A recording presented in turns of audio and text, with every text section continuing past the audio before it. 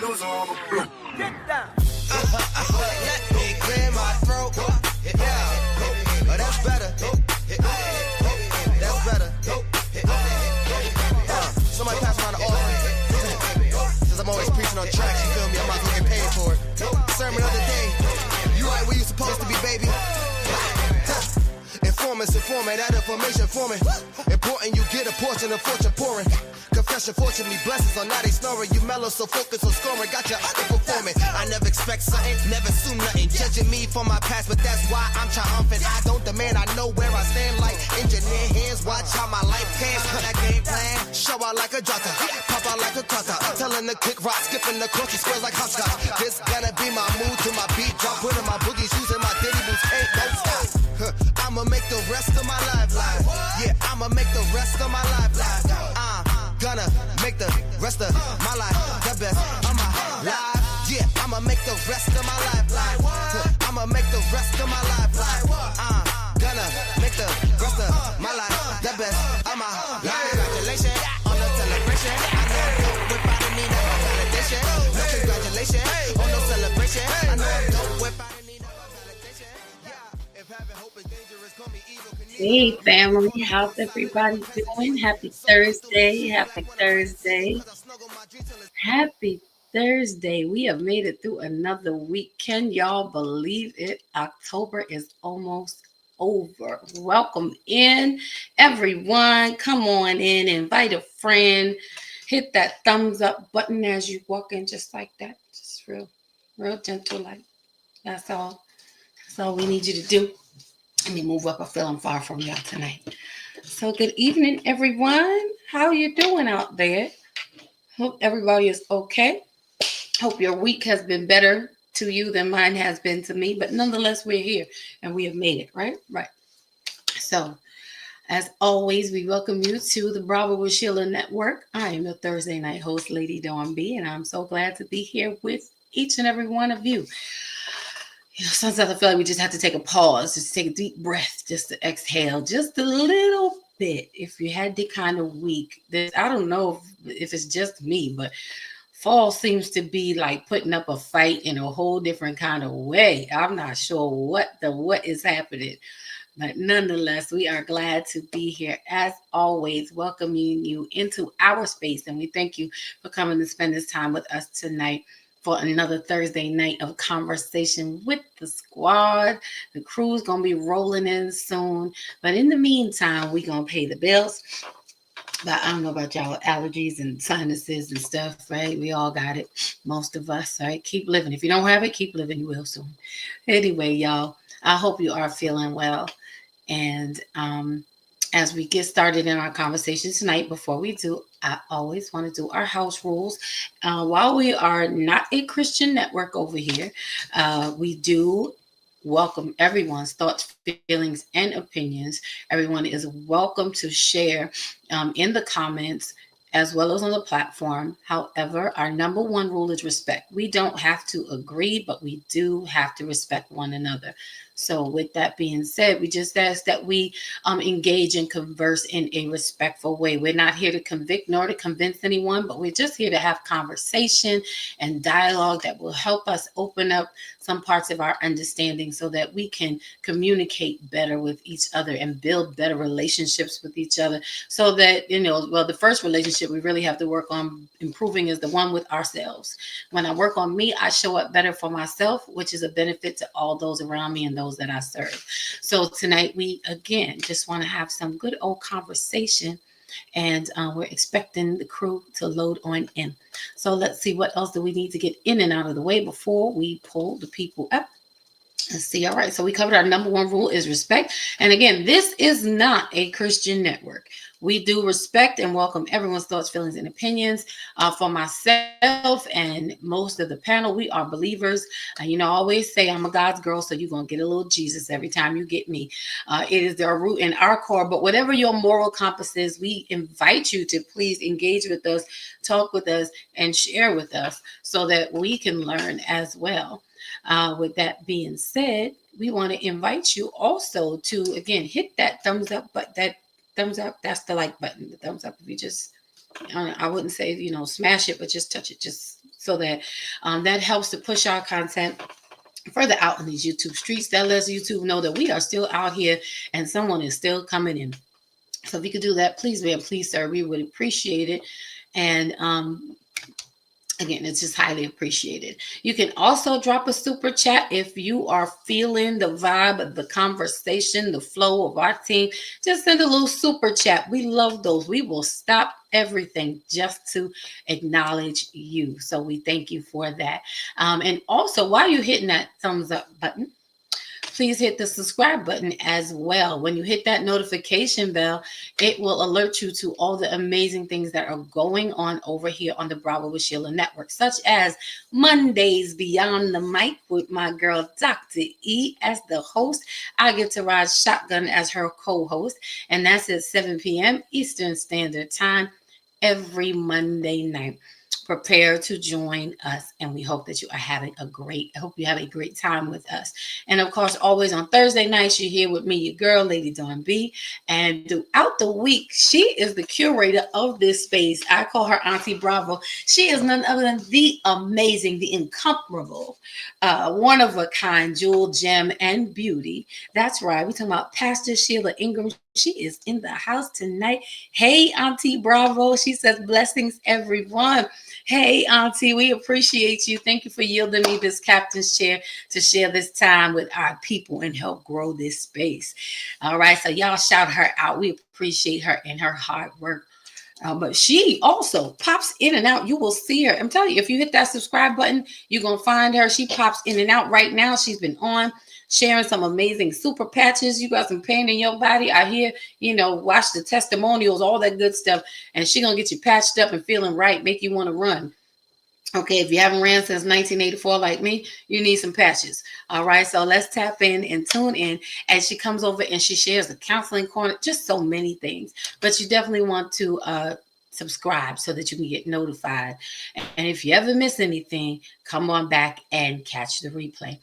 We also want to invite you to go across the street to your left or your right. It makes no difference. You will get there to the Sheila Ingram Ministries Network. Now, that is our designated Christian channel where you will get all things good and all things God over there, such as tomorrow at 11 a.m. The ladies, the women of grace, will be kicking off another amazing segment talking about something good in the word. I don't know what their subject is, but I promise you it will be good. And that is comprised of Pastor Sheila, Reverend Jenny, I call her Auntie Gangster, and my mom, that's right, the lady who pushed me out, Pastor Rosa. The three of them come together and have amazing conversation in the word, through the word, and help you find your way back to God. So tune in. Also on Tuesdays at 10 a.m., you have my mama at 10 a.m. sharing the word with Pastor Rosa. And of course, our Pastor Sheila is again sharing through the kabbalah, through meditation, through prayer, through prayer, meditation. It's a beautiful space. I call it meditation because we are meditating on God and on His word. But it's an amazing space to be in. Through word, through song, through prayer. She just does it all. And you don't want to miss it.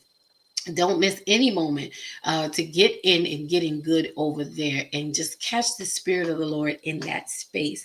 And I'm happy to announce that I too, that's right, y'all, I'll be hopping over across the street starting in November on Fridays for like 30 minutes was for some, join me for 30 minutes of some spirituality. Okay, not the TY, but the -TEA with Elder Dawn B. That's right, I'm switching hats. I'm putting my lady hat down, I'm picking up my elder hat and going over there for 30 minutes of a word of encouragement, prayer, or whatever. We don't know what God's going to do, but we're going to let Him do it. So that's going to be starting in November on Fridays in the afternoon, about 12:30 to 1:20. Just give 30 minutes. We give you the word. Just need a little boost, right? So with that being said, I think that covers everything. So tonight, I want us to get into our conversation. But before I do, let me bring up who you know her, you love her. They say it's America's sweetheart. I call her Bravo Network sweetheart because everybody just loves and adores her. She is the best. She is the greatest. And she is amazing in the person of our coach, Theo, in the house. What's happening, sis? It's good to see you.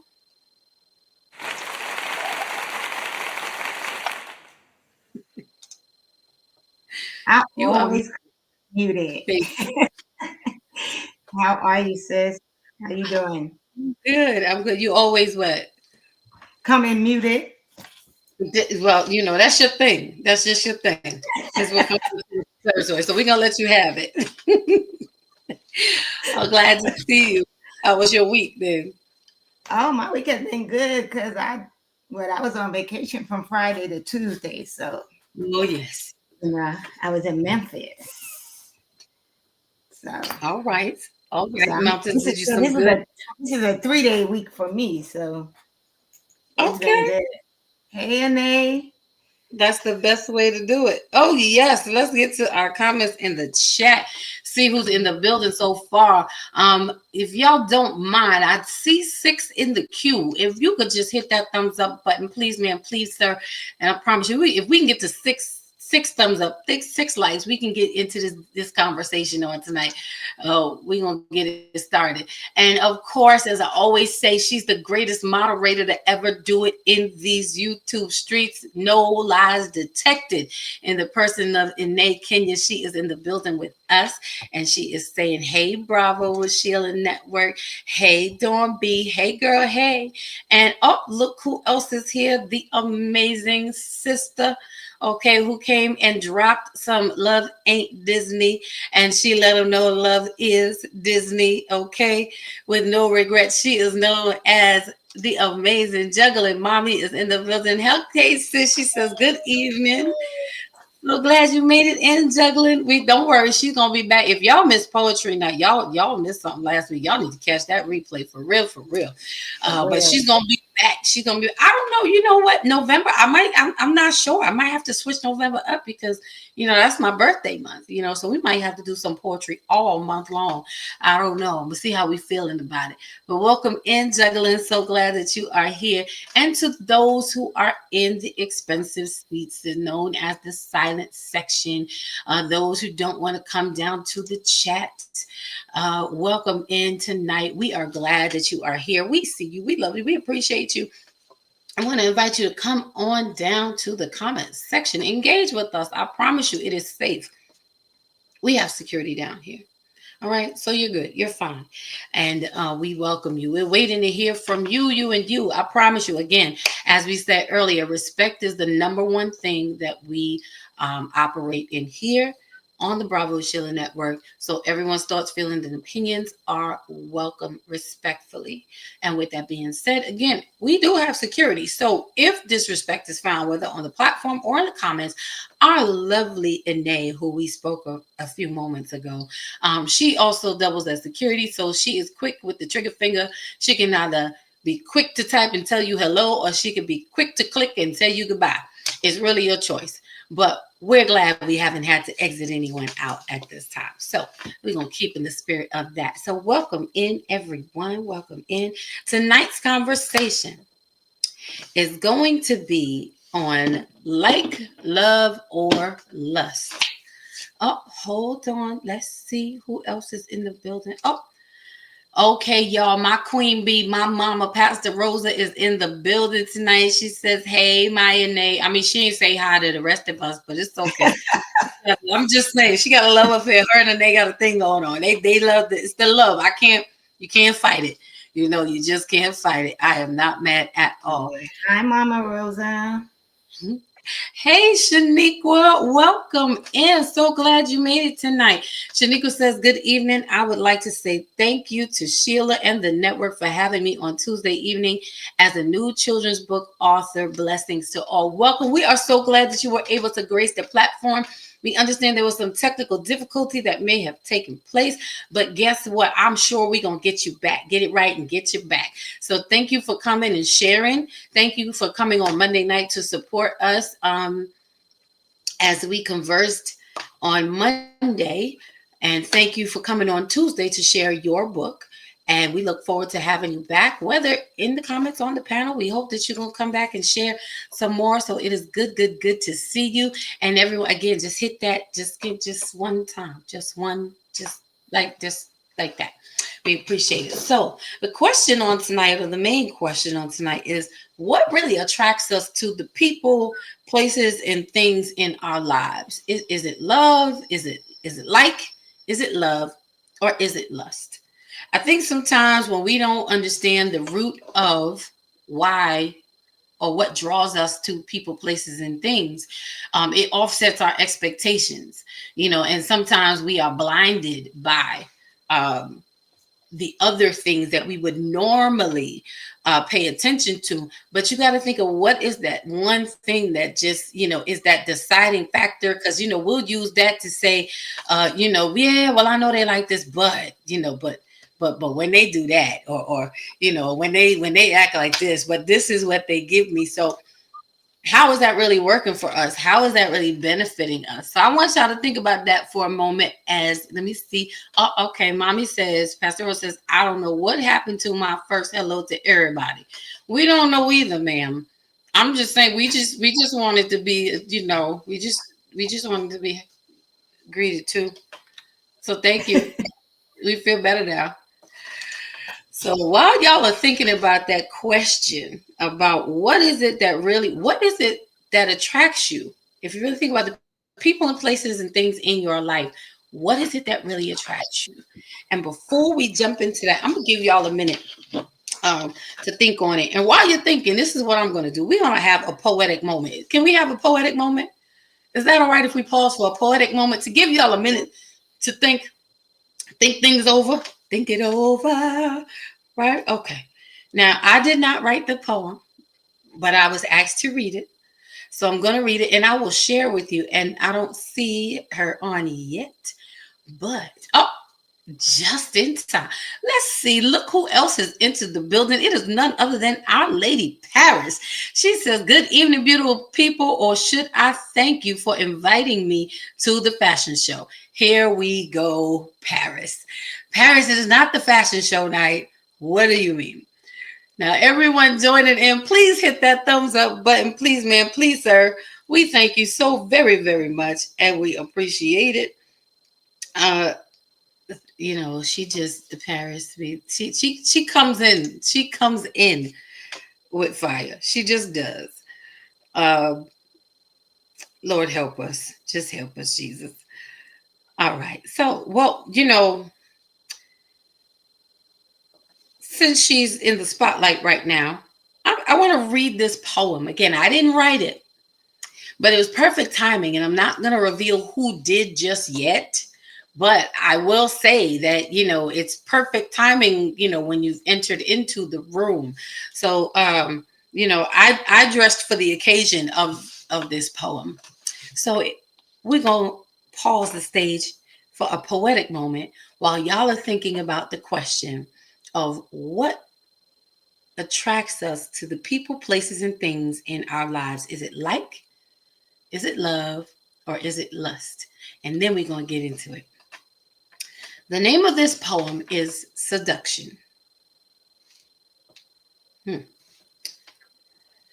Seduce me from the inside out. Intertwine your spirit with mine. Stimulate me with your excuse me. I'm gonna start again. Seduce me from the inside out. Intertwine your spirit with mine. Stimulate me with your intellect. Excite, caress, and entice my body with your heart. Consume me with the intense passion of your love. Cause the simplest moment to be unforgettable.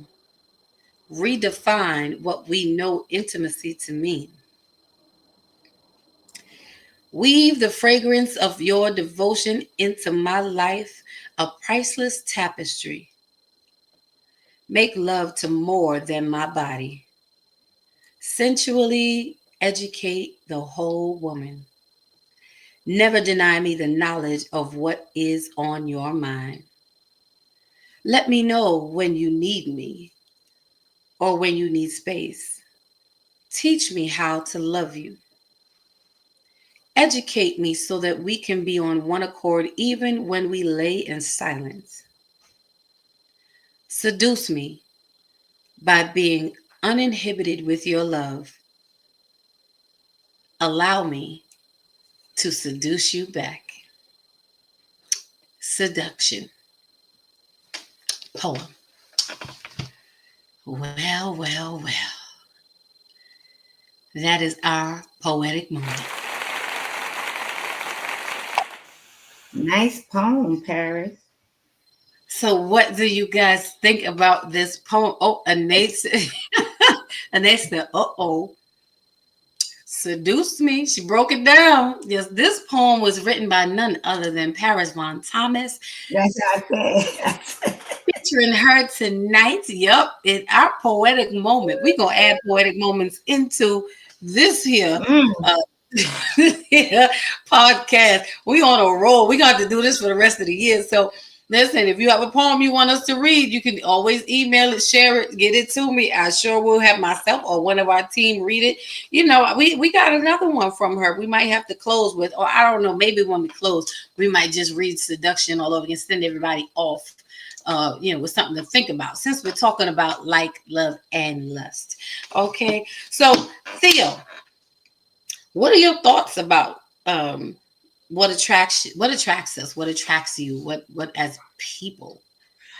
And we know that it is different for everyone. Of course, we're speaking not one voice. It's not one voice, one sound here.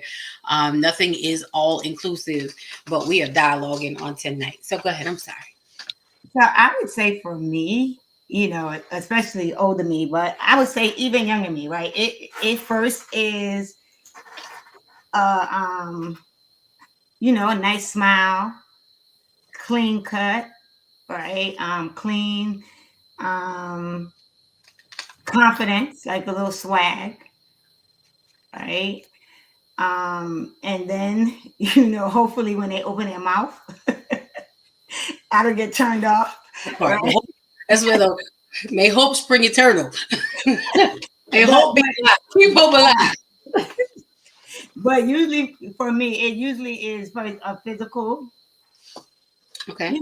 Attract. I like the way they look. There's something about them. It's it's like they are. That's usually it for me. There's something I'm like, oh, like I'll catch you out the corner of my eye, or maybe and I'll be like, he looks nice. Nice to look at. Right, nice on the eyes, right? And also, well groomed and physically, fit. The aesthetics. Yeah. Okay. Because attraction is like a major thing. And sometimes I think that we don't always understand what that means, or we just single it out to be always in the physical.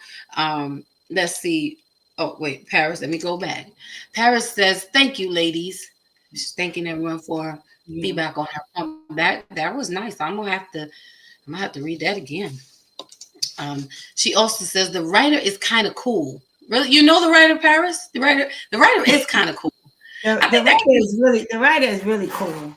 I think the writer needs to, come and talk and tell us what inspired such a piece, because those kind of pieces don't just come from they come from a place. Mighty God. Some spirits. Paris also says visually appealing first. Okay. And she says sometimes they need to stay silent. Lord Jesus, here we go. No, but for real. I mean, sometimes we all need to stay silent. True. I mean, because that could make or break you. It can quickly turn off the attraction. Let's see.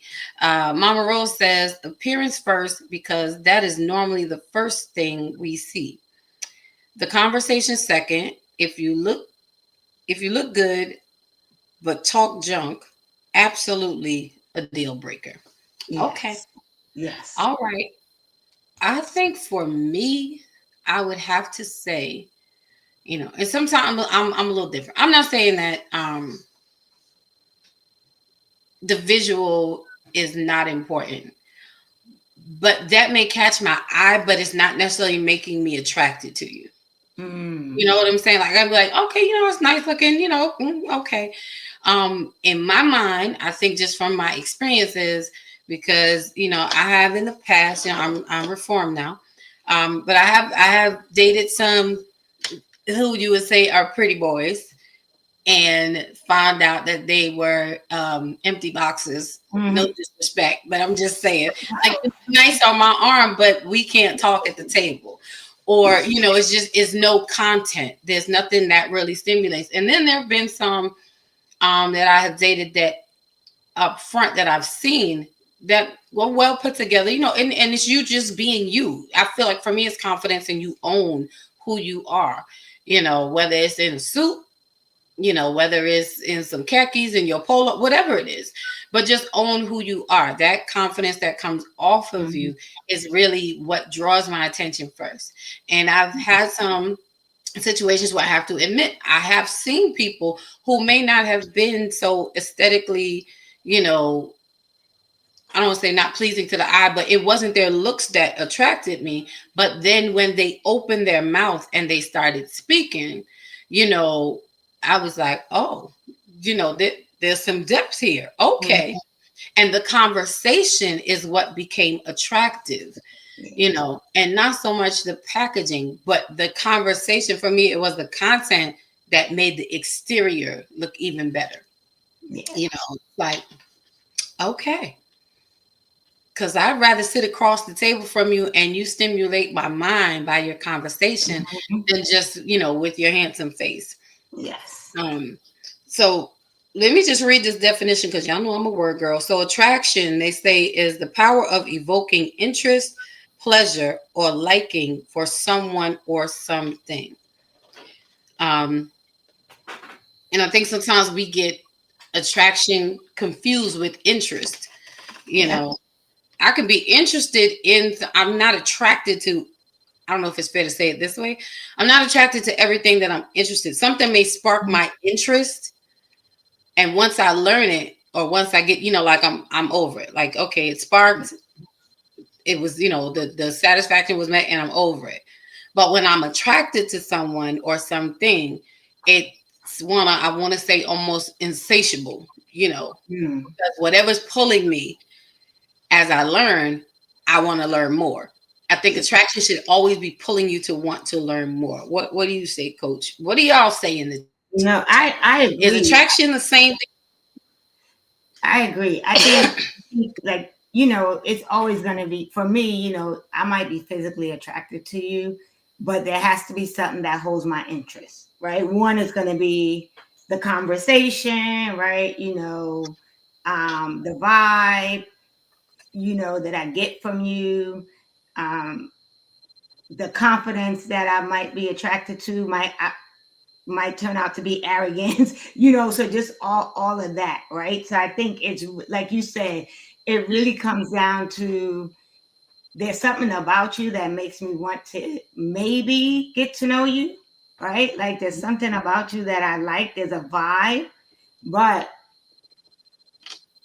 as I learn more, I'm either gonna be interested, which will engage me, right? Or I'm gonna be like, I can friend zone someone real easy.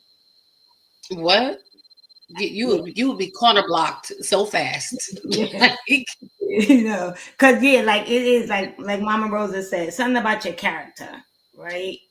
I think that definitely, it plays a huge part for me, especially as I am continuing to get to know you. Like, right, I'm looking at, if we're out in a restaurant, how you treating the wait staff, right? Are you rude? Are you, like, are you opening doors?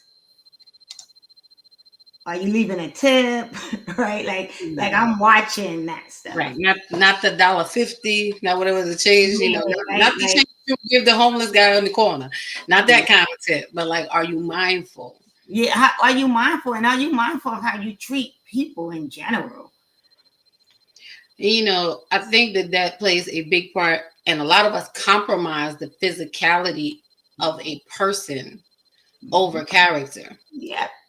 Because you could be sitting at the table knowing that this joker or this chick, is like have the worst heart posture, you know. But because we are so caught up in their appearance, we'll tend to overlook those things and just to have a pretty face, or just to have a handsome body on our arm. Like, what are we doing? And then we wonder why the relationship doesn't work, or we wonder why there's no depth, or we wonder why they can't provide us that emotional or intellectual stimulation that really adds fuel to a relationship. It's like, well, sir, well, ma'am, you ignored how they treat other people. And it's funny to me sometimes, because then we're able to single it out or separate it. And like, it's okay for them to do it, or it doesn't bother you if they do it, as long as they don't do it to me. Yeah, which is really a misnomer, right? Because at some point they're going to do it to you. Right. It just doesn't mean yet. Right? If they do it to other people, right? So which is something that we have to be mindful of. And I'm probably going to jump way where we shouldn't be going, but it also speaks to, as you get to know people, right? That whole lust thing, right? It speaks to, I always, as I got older, I began to recognize that being intimate with somebody can cloud your judgment. Child, right? like some good glaucoma and cataracts. Right? Right. And so as I got older, I really had to start thinking about that. Like, the younger me thought, hey, you know what? I like him. He likes me. We gonna do whatever, right? But then, you get so caught up and you see all the stuff that are like ping, ping, ping, but you so caught up. Right. That lust will have you caught up when you really should be moving on, right? And so I think it is really important, right? Especially now, as I've gotten older, to really make sure, like, let me make sure I know this person's character. Let me make sure I know who this person is, right? Because I always say, I come on here and tell on myself, because the younger me was a little much. Y'all know all my business, okay? My mama learned this stuff about me. That's how much I be telling on myself. Hold on 1 second. Let me just get into the comments for a second. We're gonna pause for a minute, because I'm gonna come back with something. Now, Paris is hollering right now. She's laughing at you. Because she's always, because it's Paris. What's happened? In the building. Come on through, squad. I'm not sure why he's on that side of the panel, but it's okay. As long as you're here. I'm just glad you're here. He's our Moses. Y'all already know he came last week again. I'm trying to listen. Poetry night has me high, y'all. Okay, still. I cannot wait. I think maybe next week we might do Poetry Night Part 2. But I'm definitely going to tell you, we definitely going to do it in November. Matter of fact, I think we're going to celebrate my birthday with Poetry Night. Let me tell you, I can't tell you how many people I told about Poetry Night. It was such a moment. Such a moment. Oh, good Lord. Okay, let me focus, because I'll start. Listen, I mean, I switched up the show. I done touched on these points, and now we done been back in poetry. Don't play with me. It can go down. Paris also said these are things that she's talking about when we start talking about character and how people treating people. Do you blow your nose at the table? She said that's a turn off. I mean, there's a way to do it. There's a way to do it if you have to. But I mean, yes, we should excuse ourselves. But if you sometimes can't help it. But just do it properly. And she says, are you picking your teeth at the table? Now, that's a little something. Again, I think that there's always a way to do something. Is how we are doing it. Are you chewing with your mouth open? Child, listen, hold on, because okay. Now, Mama Rosa says we get intrigued based on the attraction we have for the person, but that attraction should be I guess, be based on the character, integrity, values, behavior. All the things are going to develop us and the relationship. Yeah. That's true. She said a mouthful there. We do get intrigued by the attraction of the person, but that I think it's also a point of considering what is your end goal with this person Yeah. or with the people or the places of the things.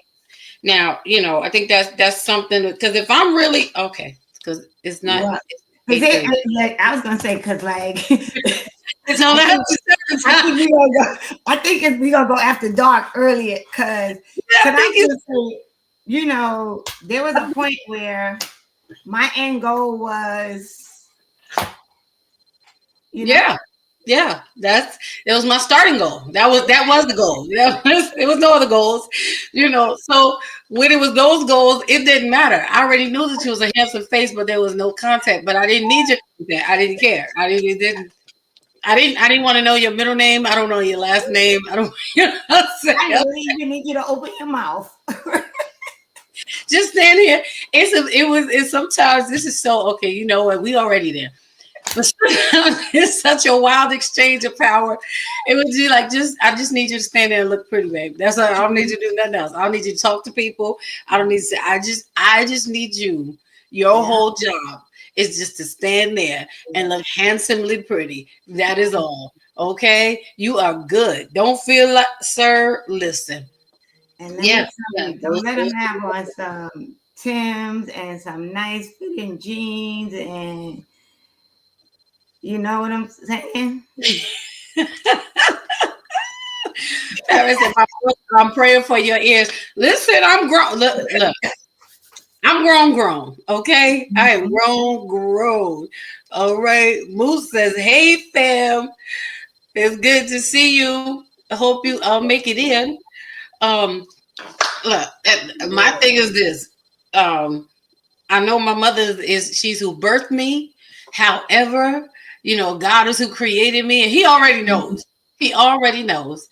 Mommy has probably clutched her pearls more in the last 10 years with the stuff that I have said than in my entire life, but it's just we because I'm reformed now. So it's different. Exactly. We are reformed. I think what I think it is? I think people think that only men sow their oats. True. And because women don't talk about it. And that's exactly. We're not in touch with our sexuality or our desires and our needs. And it's terrible that the stereotype is it makes you repressed, to be able to open up and to share. If I like this, then this is what I like, and I want to be able to tell you this is what I like, because one of the worst things, we after dark early, y'all. We already whatever. So one of the worst things is, and it's not just okay, so it's not just sexually, it's not just intimate, because intimacy is many different levels. Mm-hmm. But one of the worst things is for me to have to continue to tell, not to tell you, but this is not a treasure hunt. You know what I'm saying? Like, it's not, we don't give you a list of things and it's not hide and go seek. It's not, like I need to be able to tell you, what I like, and I need you to be okay with it. See what I'm saying? That's it. Because you tell me what you like, and when I tell you what I like, don't look at me sideways. Exactly. Don't be crazy. Don't do it. Don't do it. Don't look at me like, and don't be offended. Because it doesn't mean that you don't know what you're doing. It's just like, I just might need you to do something a little differently. Or you may not, maybe we can't do that today. But let's at least start and work towards it. Like, whatever that may be. And I would want you to share with me too. And women, I think we have to stop being so prudish, about a man telling you what he wants and how he wants you to do it, and we get shy and in our feelings. Okay, we going somewhere already tonight. All right. Yeah. Moose says, I want to please you just like I want you to please me. Sir, keep talking. I'm about to bust out of candles. You know what I'm saying? You got to make the atmosphere right. That's what I'm saying. We have to be able to have these conversations. He said, I ain't trying to read minds. Child, we ain't got time to read minds anymore. Um,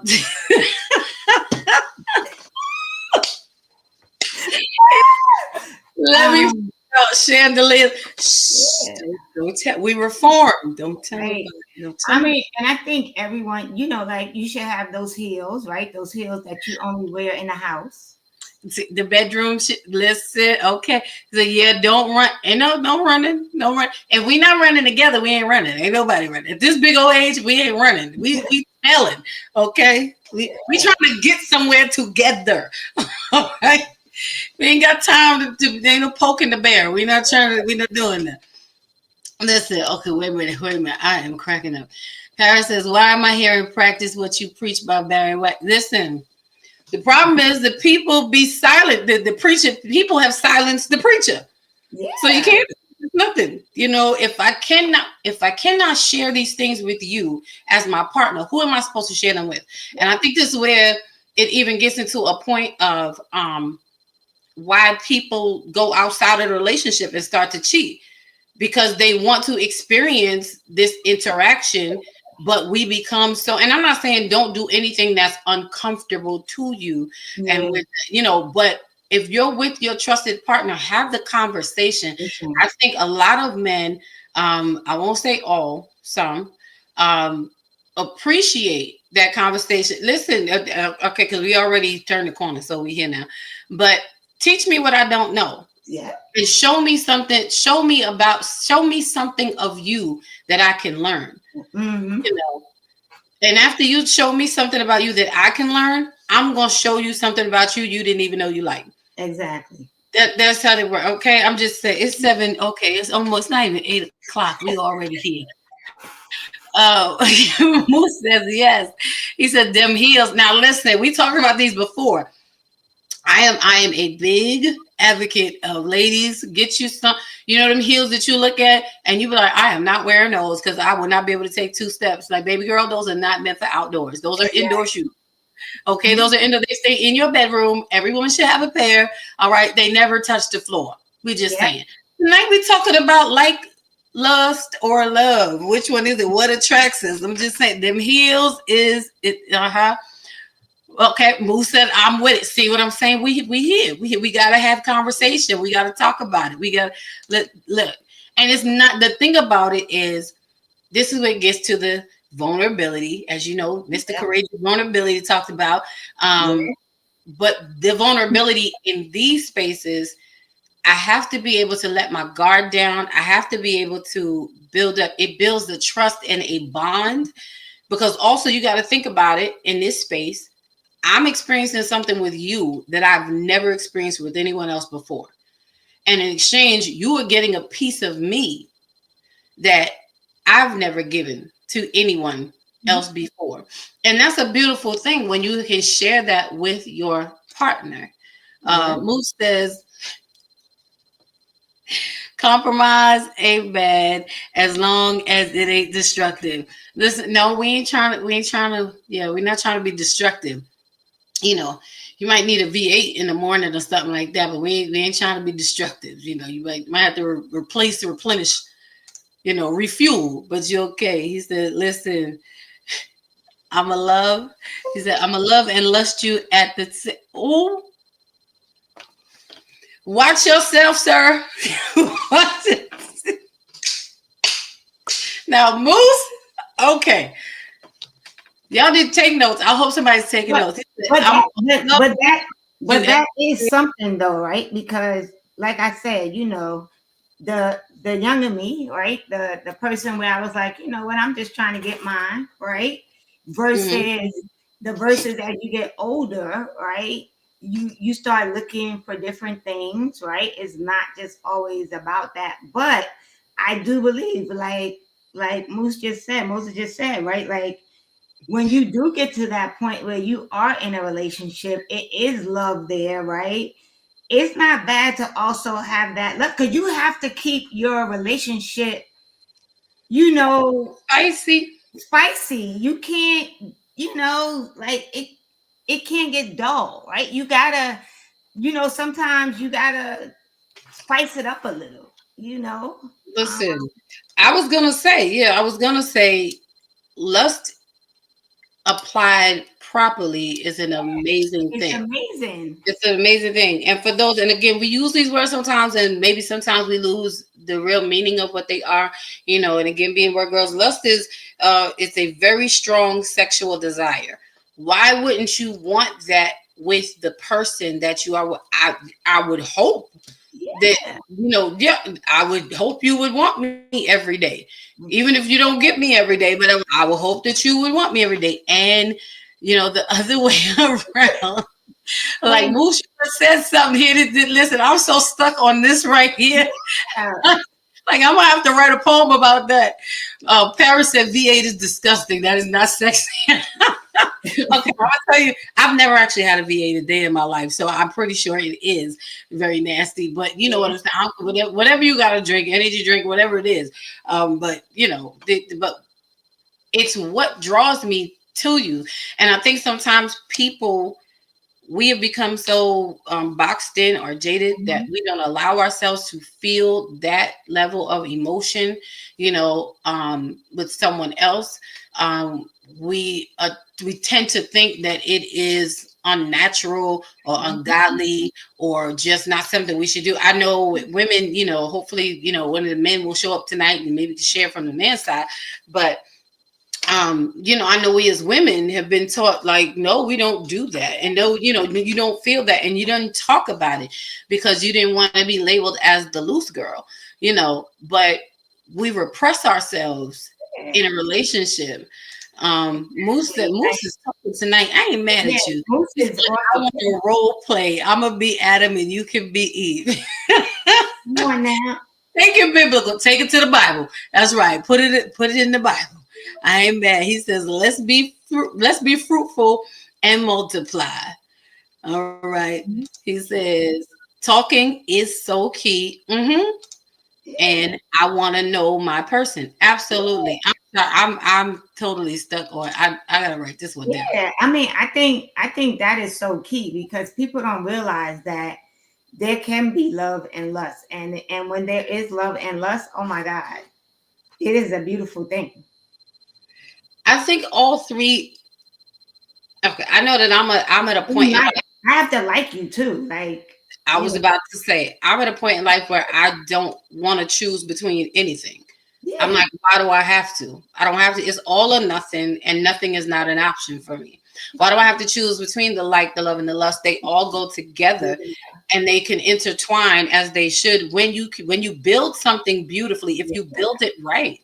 You can build it beautifully and you don't have to separate these things. But the problem is we keep looking at them as different entities and we never go for the completeness of a person who can give me all of this, and then we want to have these, do it yourself or Mr. and Mrs. Potato Head kind of relationships or, what is that, Build-A-Bear type, people in our lives where we trying to patch them together with the pieces.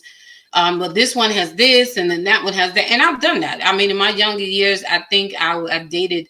Now, when I say dating, I'm not talking intimacy. I'm not talking anything, I'm saying I've dated probably about 8 people at the same time. Why? Because it was just a date. A date is a date. We today, I enjoy your company. You enjoy mine. We're not in any committed relationship. They knew that. It was understood up front because I don't do drama. I don't like issues. So we're not doing all of that. And just during that time, I realized it was because I like this one to go bowling with. I like this one to go to the movies with. I like this one to read with. I like this one to sit in the park with. I like this one to go out shopping with. I like this one to party with. And I was like, you know what? If I put all of them together, they make like what my perfect man. But I was not giving myself the chance to get to know any of them kind of any deeper than that one space that, again, I was attracted to them because I only wanted or needed you for this, I mean, I think I will say and it's crazy because I would say probably my best relationships and probably the one person that I'm still like would consider a friend is a guy that I was just kicking it with, right? Like I was at a point in my life where I was busy. I wasn't really looking for a relationship. He had commitment issues. So we started out as friends, but it was such like for 5 years, we hung out. We went to hockey games together. we talked about like we could talk about everything and anything, right? Like we laughed, we joked, like it was like I liked him, right? He liked me, right? You know, it was just all good, right? And it was a mutual. And I think one of the best things was he was honest. All right, I knew going in he had commitment issues. He wasn't really looking for anything, and I was like, "Yo, I really don't have time for anything, so whatever." And I think, and Right. I see that was you in the it, right. I was younger then, you know, but and people would be like, "Oh, that's not your man," like because for 5 years we was cool, we was just hanging out, chilling, you know. Yeah, we got to the point where we became friends with benefits, right? But at the end of the day, we when I was like, you know what, now I do want more, right? But I already knew he had commitment issues, and it was great because it was no hard feelings, right? I was like, yo, I'm gonna move on, right? And we remain friends to this day, right? We might talk periodically, right? Mhm. And so I think that's really key. Like, you know, that communication, that lightheartedness, being able to have fun with somebody, being able to be yourself, right? I mean, he probably was a person that saw me because most people see me as just being real serious, right? But this is someone that could tell you she's silly, she's this, she that, right? She Correct. loves music, right? All of that. I mean, just hanging out, like going to basketball games, hockey games, you know, all of that. So I think there's something to, right, finding that with the person that is your person. Mhm. And I think it part of the key again really lies in how we start out and what we're looking for. Is it, you know, what is really attracting me to you? Again, is it that like, that love, or is it really lust? And again, done right, they're all beautiful in their own space. But the problem is we take them for more. I want to say we take them for kind of more than we should. Yep. We know Mm-hmm. we're expecting somebody else to fulfill stuff that we're not really willing to put out. I want from you what I'm not willing to give, you know. And again, because if I just like you, you know, because there's just some things I just like. I'm not obligated to you. I'm not, you know, and again, what attracted me to you, you know, because some people you meet and you attracted to and you like, because as you learn them, you like their personality, you enjoy their company, you like their character, and that's a good place to start. But we just keep them in that space and never want to explore more. And then there's other people that we look at and it's like instantly it's like you in love. I don't even know nothing about you, but I'm feeling, you know, my heart is coming out my chest, you know, breaking out in the sweat, you know, and like I'm like my eyes have hearts in them, you know, and floating on a cloud. And then there's the people that you meet that, you know, you see them and all of a sudden you find yourself wiping the side of your mouth because you drooling and you ain't realize you're drooling because, you know, but it's like, why can't you take that person that you like because you've learned the core of who they are and allow that to develop into that love? Again, it's don't stay stuck on what the initial attraction is because things change, people change, moments change. They are chatting in the chat. Let's see what's happening over here because you know we gotta keep our eyes down. Welcome in everybody. For those of you who are just now joining us, we just chilling, chatting about Moses in the Bible. Okay, listen. She says, "Thank you, Moose. Let's live the Song of Solomon. Not you, Paris. You better stay out that Song of Solomon. You go to Revelations. That's where you go. You stay in Revelations, okay? I don't want to see you in no living out nothing, right?" And Moose, I'm gonna read this poem. I started this show with a poetic moment called Seduction. I'm gonna read it again. The piece you read today on TikTok, sir. Child. I wrote it down. I didn't see it because my mind is all over the place now. Because I'm still stuck on his comment about I'm a love and lust you at the same time. That's it for me. I wanted to end the show right there. I was like, okay. But that's what you want. Right, but that's what I'm saying. Like he just said, so I'm like, I'm done. I got what I came for, so I'm good. Y'all run the show by yourself. The whole show is over. But and that should be, I think, what we all should want. Someone who's gonna love us and lust us at listen. Okay, let me finish reading the comments because y'all taking me someplace today. Moose was agreeing with Paris. He says, I'm so with it. Paris said, potato head relationship. Oh my. Potato head. You know, you had to put the pieces on Mr. and Mrs. Potato Head and all that. Oh, you know. Oh yeah, when you made the little head with the ears and the nose. And so this is when you got to do the same thing, male or female. Doesn't matter. Sometimes it's both, and you know, when I say stuff, it pretty much works both ways. It's always balanced in both sides, you know. And we have to stop entering into these relationships, expecting deep commitment and conversation and fulfillment. No, sis, you put him together. Like he didn't have it on his own. You didn't give him the opportunity. You did not want that from him. And a lot of times we cut people off in the midst of their growth.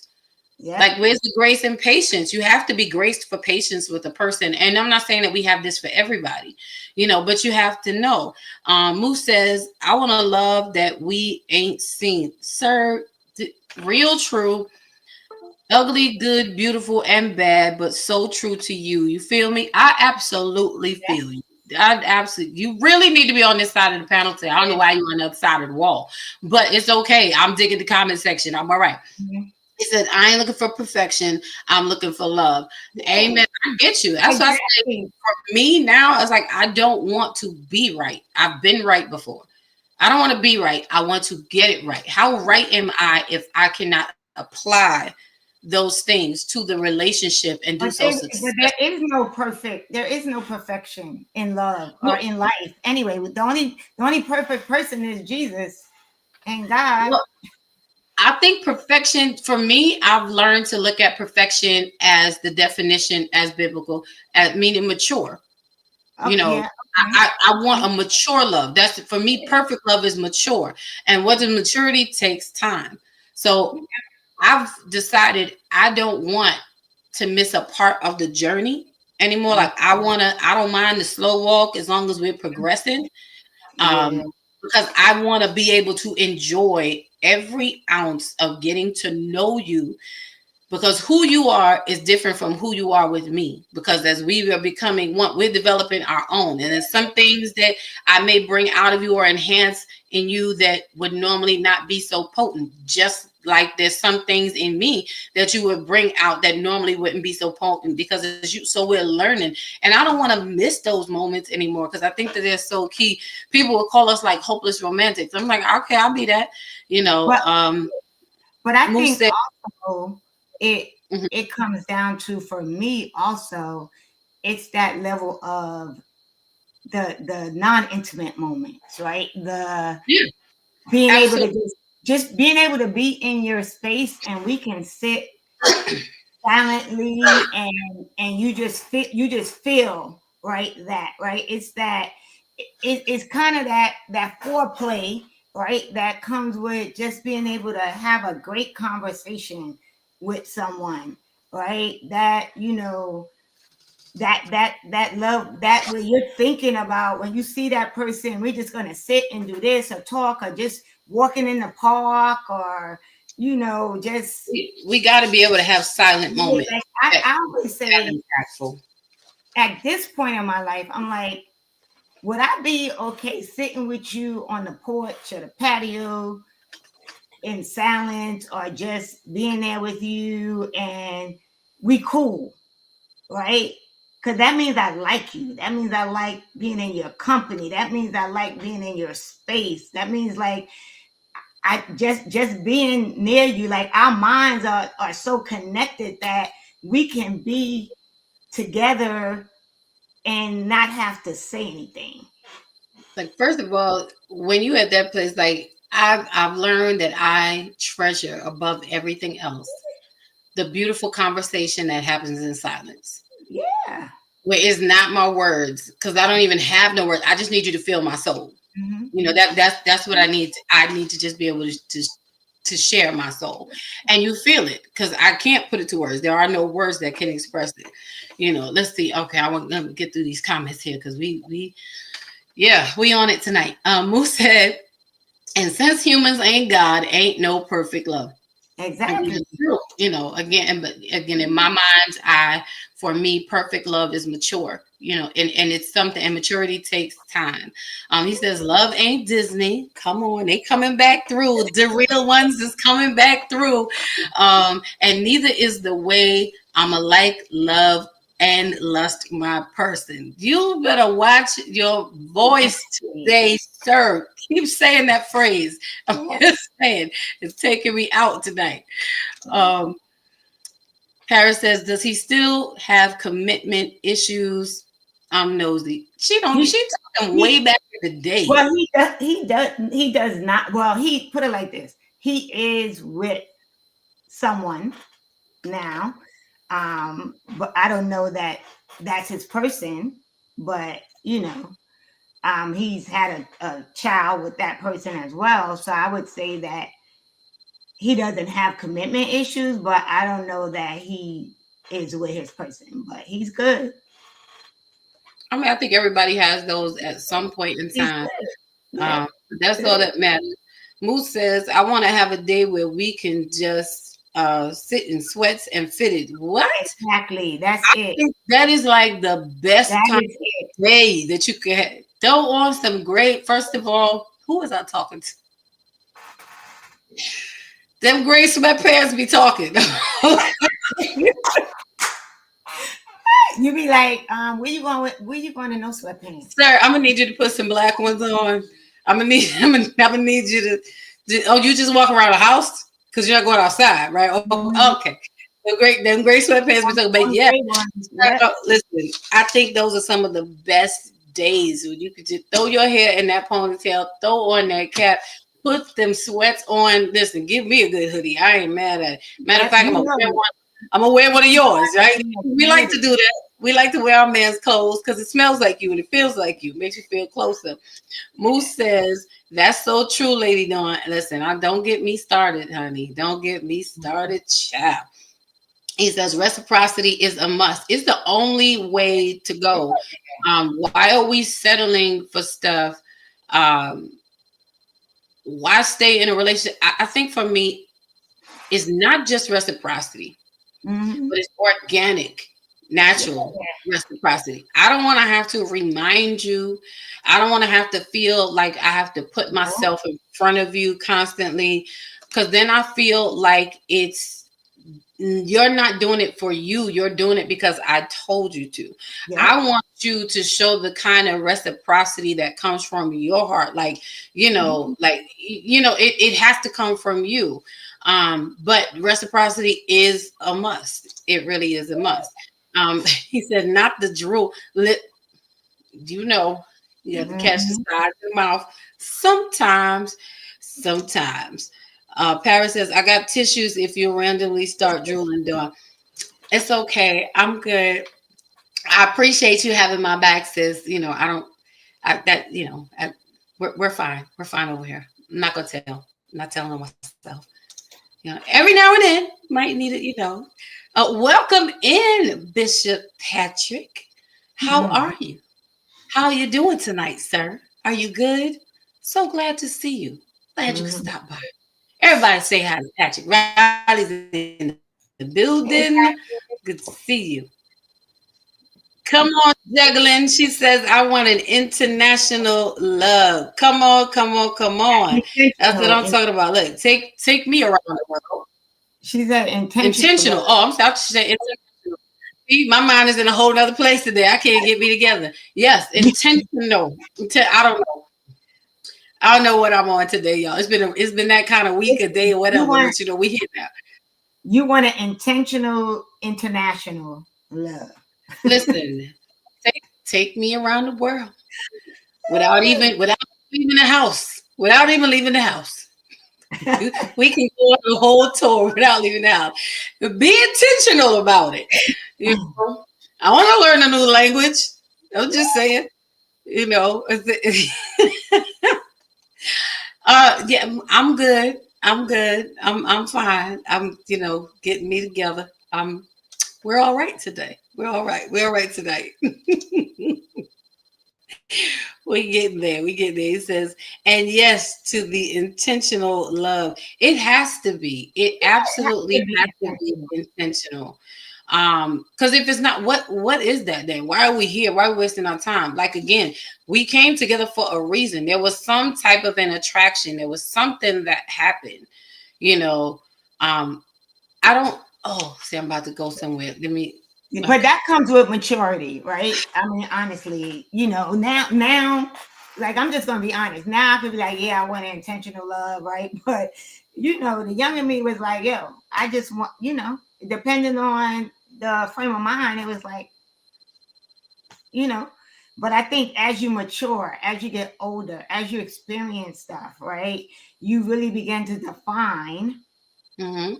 right? You really begin to define what it is that you want, right? And it is that intentional love. It is that like, love, and lust. It is that being able to be with someone that gets you and you get them, and it's like you're in it together.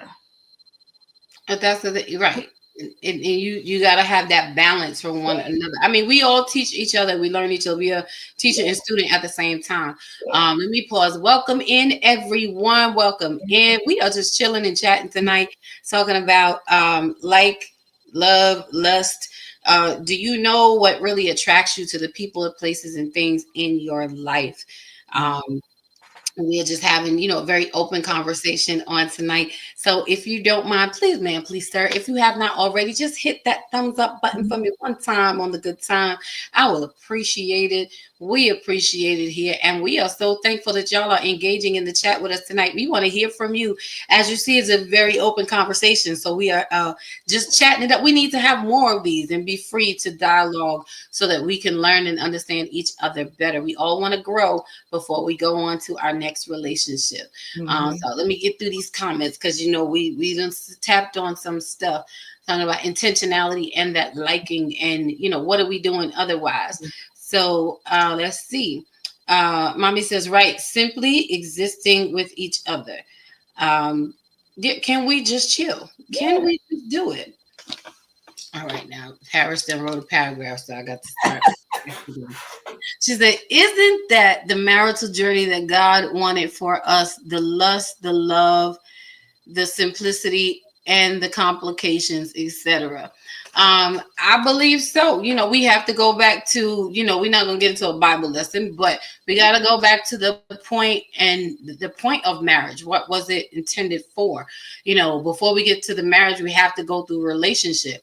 But in that space, yes, you should have all three for your partner, and your partner should have all three for you. One thing I would just say, when we bring in the God factor, and this is not reprimanding anything like that, because again, our moral compass, mine is God. You're gonna get a little Jesus when you get me every time. But one thing I've come to realize is that sometimes we are holding other people to our spiritual or biblical standards, don't believe in God, who don't believe what we believe, and who don't walk that way. So marriage to them is very different than marriage is to, say, a believer, So I'm just learning to ask, well, what does that look like for you? Because otherwise I'm sitting here thinking you out of your mind. Meanwhile, in your culture or in your belief, it may be okie doke, and over here, like it's not that.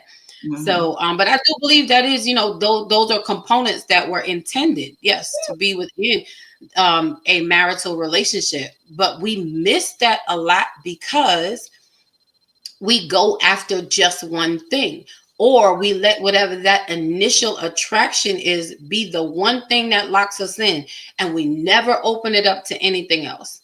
We never explore it to anything else. We never let a person come out of this box. Nope, you are my movie date and that's it. Nope, I will never take you to church with me. Nope, I will never take you to banquet with me. Nope, I will never take you on a walk with me. It's just movies. But meanwhile, you could really be missing out on somebody that is great for you because we confine them to this one space. Moses Moose says them gray ones. It's something about that. It's Great. them gray ones. It's them gray ones. I know you're not juggling. I'm sorry. She was in earlier, and when I saw mommy, I was reading fast, so I apologize. I see this issue. It's two different things. I was excited. I'm sorry. Um, yeah, no, I'm not struggling. I'm not. I put my glasses on because you was cutting up in the comment section. So, yeah. So that's what that is. Moose says you want to do our poems while you're on timeout. You can. You definitely can. Just saying. You done struck a chord now. See, when we get off of here, now I got to go write something about I'ma love the lust. Yeah. I'm gonna lust you at the same. Listen, I that struck a whole nerve. I ain't been all right since then. Do y'all notice I haven't been all right since then? No, you have not. And you have to write something and then you'll read in November. Listen, the November 20th is gonna be the birthday celebration. That's gonna be popping. That's gonna be the hot poetry night. Okay, so we'll come in blazing. All right, so get it together, y'all. And Nay was cracking up. Let's see. Paris said it was a short statement, not a paragraph. It was a whole paragraph. It was a paragraph and then some. It's okay. I ain't been all right since then. I just have not been all right. I done lost my place in my notes. It hit something. I'm just like, you know what, Theo, take over the show. I will say that. Let me tell you, like my aunt, my dad's sister, and her husband, like I think messed me up for a while because so they were married to death do you part, right? So I always remember my aunt telling me how when she met my uncle, they were in high school and he was trying to date her and she was like, you need to go to class, right? Like in order for me, like you need to be on your game, like you need to be in the books, right? In order for me to even consider you, right, as taking you seriously. But I say that because I watched them throughout the years, right? Like each other, love each other, right? Like, you know, still flirt with each other, right? Just still, you know, had this where they could be in a house, like I said, together, him in one room, her in the other, but you know, it was all good. They didn't have to always be talking to each other. But the most amazing thing is when he took ill and was in the hospital and was, you know, had tubes and couldn't talk.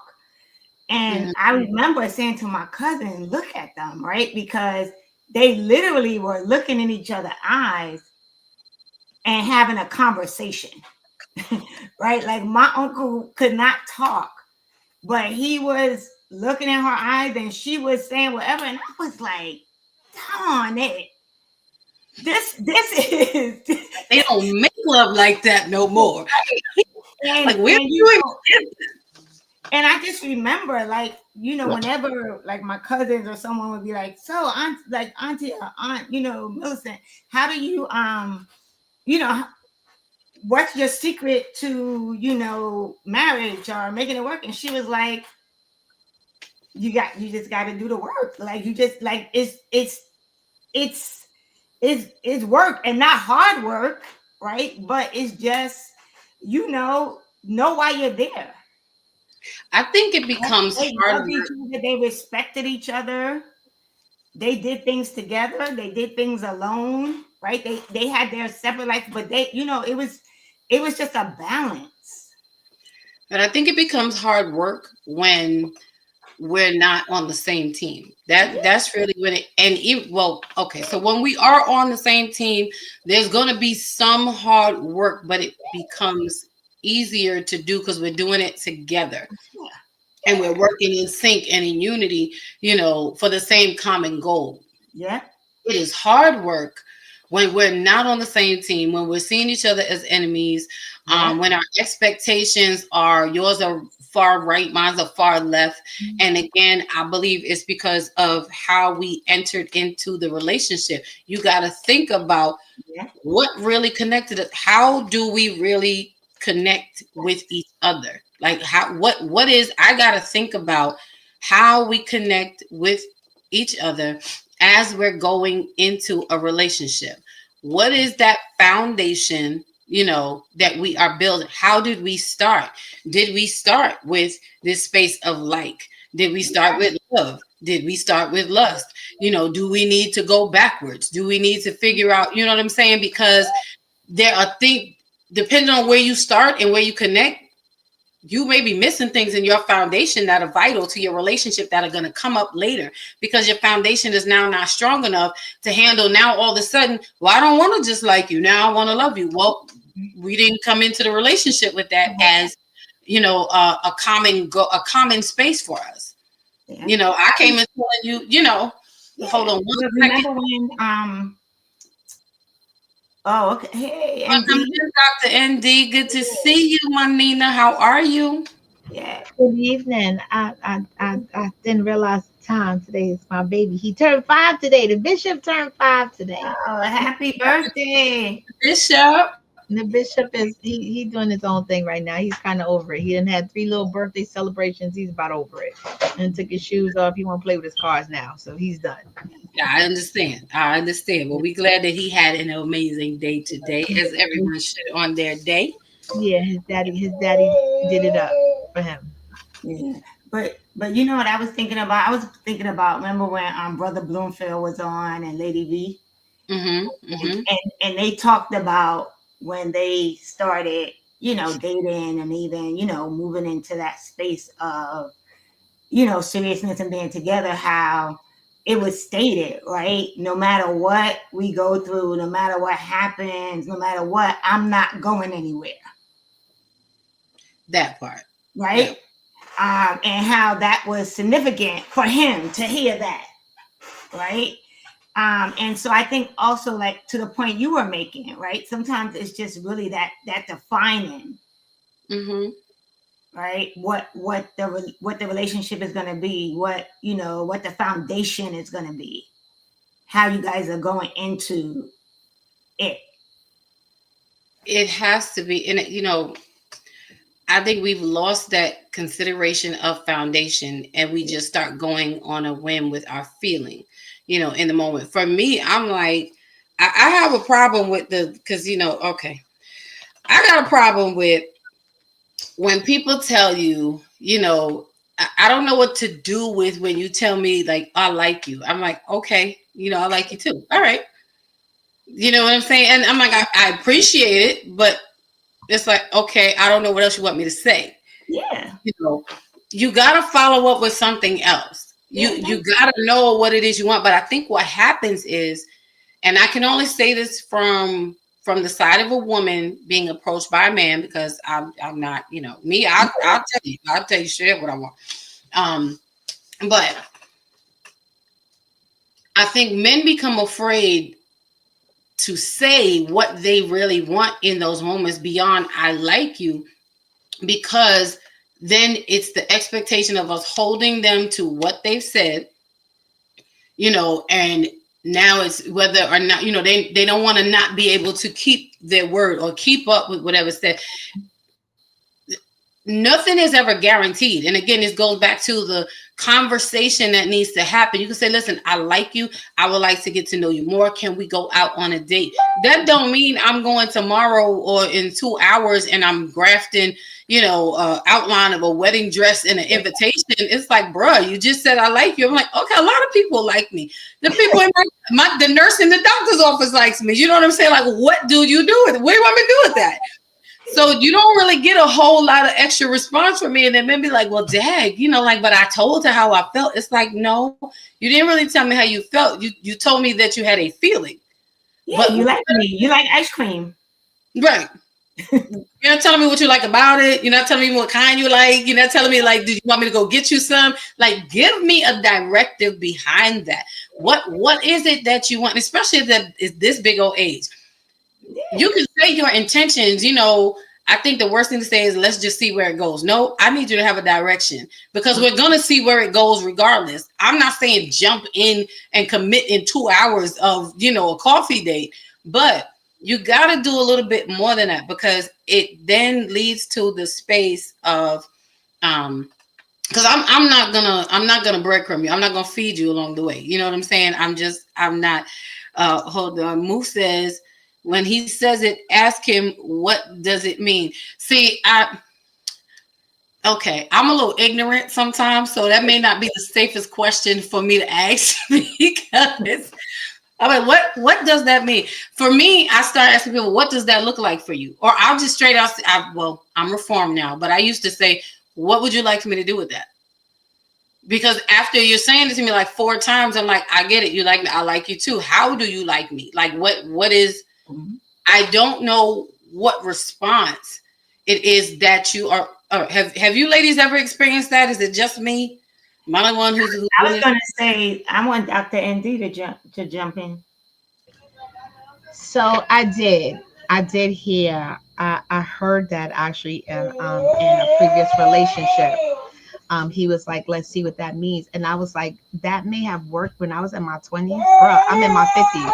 I need to know what I'm doing, because my time is valuable. And I don't mean let's see where we going. Like you don't have a destination, I can't ride with you. So that was a clear indication for me that I needed to run, and it was time for me to jump ship, because at 50, if you don't have some kind of clear definitive of what you want in your life, that means that you can't take me anywhere. So I can't follow you because you can't lead me nowhere. You have nothing. And if that's all you have in the initial conversation, then that scares me, because that means at some point I'm going to get bored. And so, and once I'm bored, yeah, I ain't got nothing for you. So it lands on that space of, again, is it love or lust? You could like me all you want, but the relationship is not really gonna go anywhere unless that's just what you want. You want it to stay, right there, and that's okay too. I think that statement. I'm sorry. I think that statement pretty much is more towards the lust, because you don't necessarily like me, especially if that is what your opening line is to me. Like, let's see what that happens. There is no like involved. Love is not even it. This is like, let me see what I can get out of this moment, and how long I can stretch this moment to see if I want to make it an hour. Right. Yeah, because when they say I like you, right, and they're just meeting you, you don't even know me. You can say you like what you've seen or what you've learned. Yes, so that's it. But that's what Dr. ND says. So that's more like along the lines of lust. I like what I see. But right? Give me something other than that, because it's like, okay, what you want, because you only know me in this moment. I promise you, if you see me when I'm aggravated, you ain't gonna like that side. But I need you to love me beyond that moment. So hold on a second, ladies. Moose says, listen, he been jacking me up all night. He says, I'm gonna look you in the eyes and tell you I want you. And he's heaven's voice. He's heaven's voice, y'all. I can respect that, because now when you tell me that, I'm gonna be like, want me how? Yeah, exactly. I want me how? Now you gotta specify. Moose says, I'm gonna tell you. It's okay. Listen, look. Tell me what you want, so I know how to be what you need. And by you, if I don't want to be that, right? Exactly. And by you telling me what you want, it lets me know how you see I fit into your life. What is your vision for me in your space? Can you see me occupying space in your life? So it has to be just more than that. And again, if it's just on the lust tip, then that's fine too. I'm not saying I'm going to run with it, but I'm like, okay, just be honest. Let's get some clarity so we know where we going. Like Doc and D was saying, I need to know, which way we riding, how we driving. Moose says, exactly. Come on, voice of heaven. Come on. What was you saying, Theo? No, I was like, exactly. Like, I want you, but what do you want from me? Like, what you want me tonight? You want me forever? You want to get to know me? Like, is it all of the above? I also think that depends on so it goes both ways. A brother says that. Yeah. I think that particular line in that particular conversation also depends on the situation and the environment that you're in, because you're not going to go, there's certain places and spaces that you're going to be in where that level of conversation will not, excuse me, that level of conversation would not necessarily be the topic of conversation. It will start. So I also think that we also got to sit, what type of mindset are we talking about, who are we engaging with that level of intellect Mhm. is what is on the forefront. Because if you were someplace else with a different group and class of people, and that it is what it is, that is definitely not going to be the opening line of the conversation. Yeah. That might be after some conversation has taken place and the person has kind of expressed and you kind of vibing it, that might come up, or that may be something leading into a possible a date outside of that particular Mhm. spectrum. Right. Yeah. And you got to be willing to go beyond. That's what I'm saying. Like you may like me for what you've seen of me, Mhm. but you can't say that you fully like me because you don't know me. I believe like until I need you to experience me in all four seasons.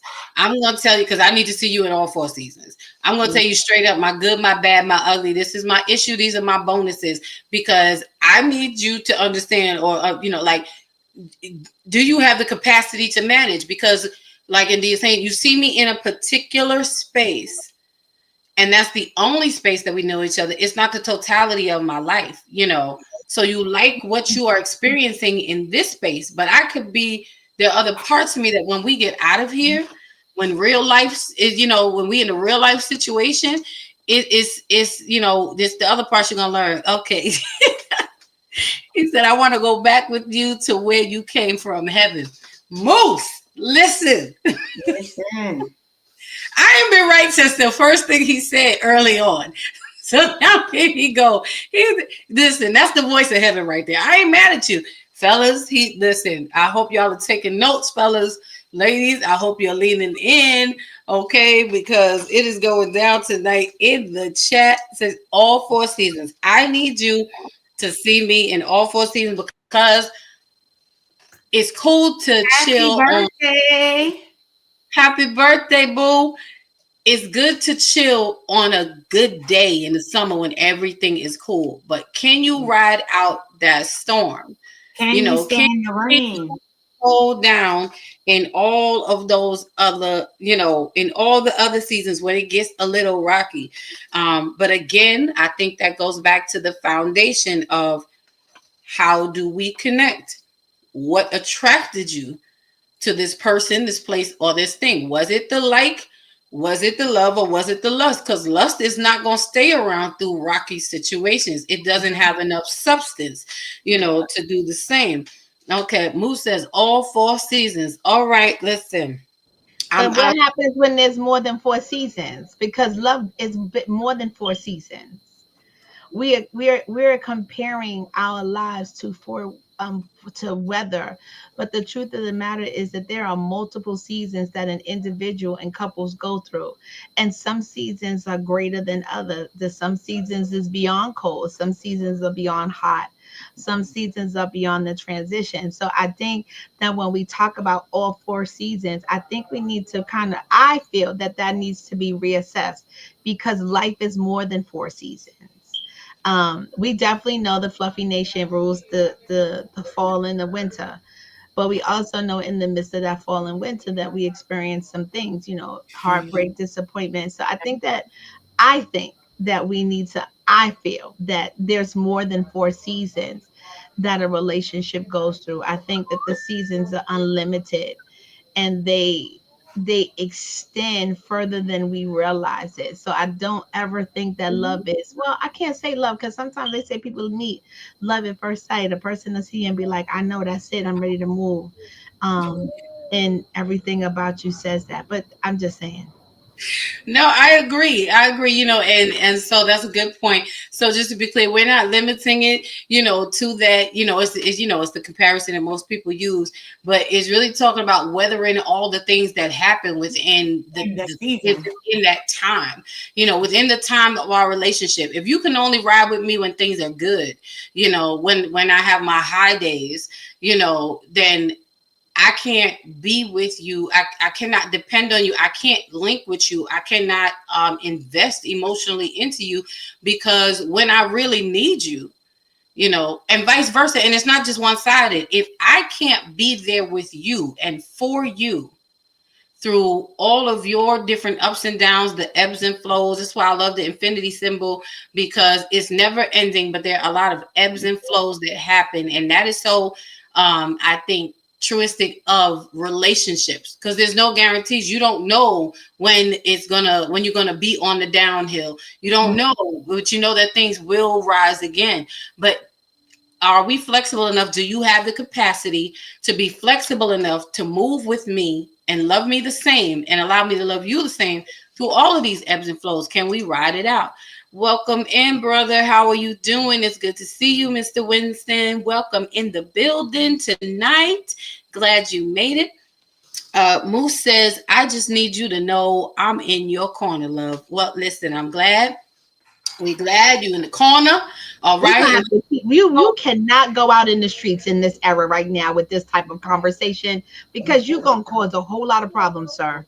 You gonna try to take somebody who might be 5 minutes and make her a whole hour, and somebody that might be an hour and try to make her a whole lifetime. I don't know. You scaring me. One thing I will say about Moose, one thing I do know, I don't think we got to worry about it. He's very intentional. He's very sharp. Now, some of the other brothers who don't know how to harness this information wisely, they will go out and do that. That is true. But Mr. Moose, this is Mr. Heaven's voice himself. I promise you, sis. Okay, that's the thing. He gonna hurt somebody because he talking real good today. He also says, if you love me, you gonna get that built for tough love. Come on, sir. Come on. That's how it should be. But everybody can't handle Ford Tough. It takes a very special elite crew to be able to handle the Ford Tough. You gotta be built to handle the Ford Tough. I'm just saying, all right, I'm gonna get off of that because I'm still, I ain't been the same since earlier today, since we started, since Moose's first comment. So let's jump to this point of love. So again, talking about what attracts us to people, places, and things. And some of us get caught up in the love factor without really considering what love really is and what does that look like for you. And love will change because it grows as we grow. We're not always going to be the same. It can broaden itself. And so love is defined as an intense feeling of deep affection. One of the things I've learned is that you can't take care of me if you don't care for me. Listen here, Patrick. That's right. He said, not the Ford love. Yes. Listen. American made, built Ford Tough, homegrown. That's what we're saying. Y'all, you can either handle it or you can't. But when it comes to love, again, I really feel and believe, and I'm learning that one of the things that I consider is, again, that you can't take care of me if you don't care for me, if you don't have that affection, genuine affection, towards me, then I really can't engage with you in a deep space. I have to keep it surface, because at the end of the day, it's going to be me loving you without that reciprocity that was brought up earlier, or you not being able to love me in a way where I feel loved. What do you ladies say concerning the love piece? I think love is intentional. As I get older, I think you choose it, right? It's something that you probably have to choose daily. It's something that you probably have to nurture it, I think, right? I think that you definitely have to be comfortable exposing pieces of you and parts of you, right, that you may not have exposed to other people. So there is that level of vulnerability. Mm-hmm. Right? but I do think that it has to be some intention um, within it. I agree. Okay, so with that, and I just want to, just asking, just asking Mhm. around. Hold on 1 second. Let me read these comments. Um, our brother, Mr. Winston says, love is vulnerabilities being expressed. I do believe that that is an element of love. That if love is risky at times, and with risk, you have to allow yourself to be vulnerable. And I need to be able to express my vulnerability in a safe space. So I totally agree with that. And I love that. I think that's the space that we are all stretching and learning, as people, because we've all been through a whole bunch of stuff. Everybody been through too much already, so we're all healing from something.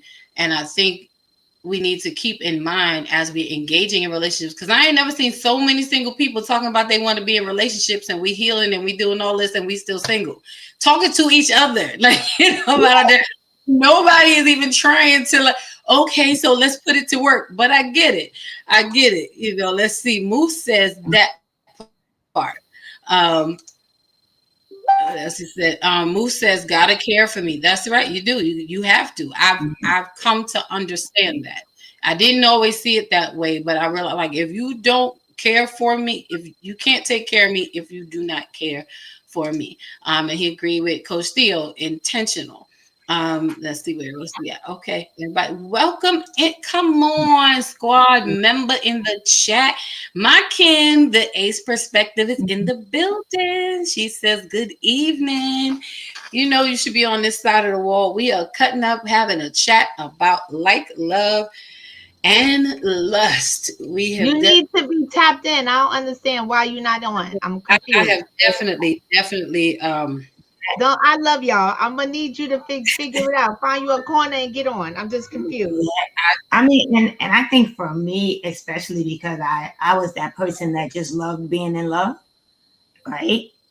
So it's important for me to be intentional, right? And to really make sure, it's not lust, right? Versus love. Because I think sometimes, like I said earlier, like, the older me is different, right? But the younger me, you could trick yourself into believing that this is love, right? So I've been through some stuff. I've experienced some things, and so that gives me a different take on, how I would approach it going forward. Yeah, I think love definitely changes. I've tried not to let people, I don't know if it's really fair to say this way, but I've tried not to let my past situations define what love is to me and for me. However, I have allowed my past situations to help shape what love looks like Yeah. for me, but I don't allow it to change who I am inside. Just because you did not Mhm. take what I had and use it properly doesn't mean I'm going to give less to the next person. Mhm. Um, it is not fair that I hold back on loving them wholly because you was a special one, with the yellow school Mhm. bus. That's not my problem, you know. But I will allow that to shape in how I, in a sense, how I see love or how I view love, how I share love, because we learn. There's some things that I won't do, and there's some things that I do more cautiously, you know, understanding that everybody deserves that chance. Just because the last person did it to you doesn't mean that the next person will. But I think that love is something that definitely grows and changes as we grow and change. Mhm. Because what I view love as now is way different than what I did, you know, uh, Yeah. 2 years ago, even, 10 years ago, all of that. What say you, Indy?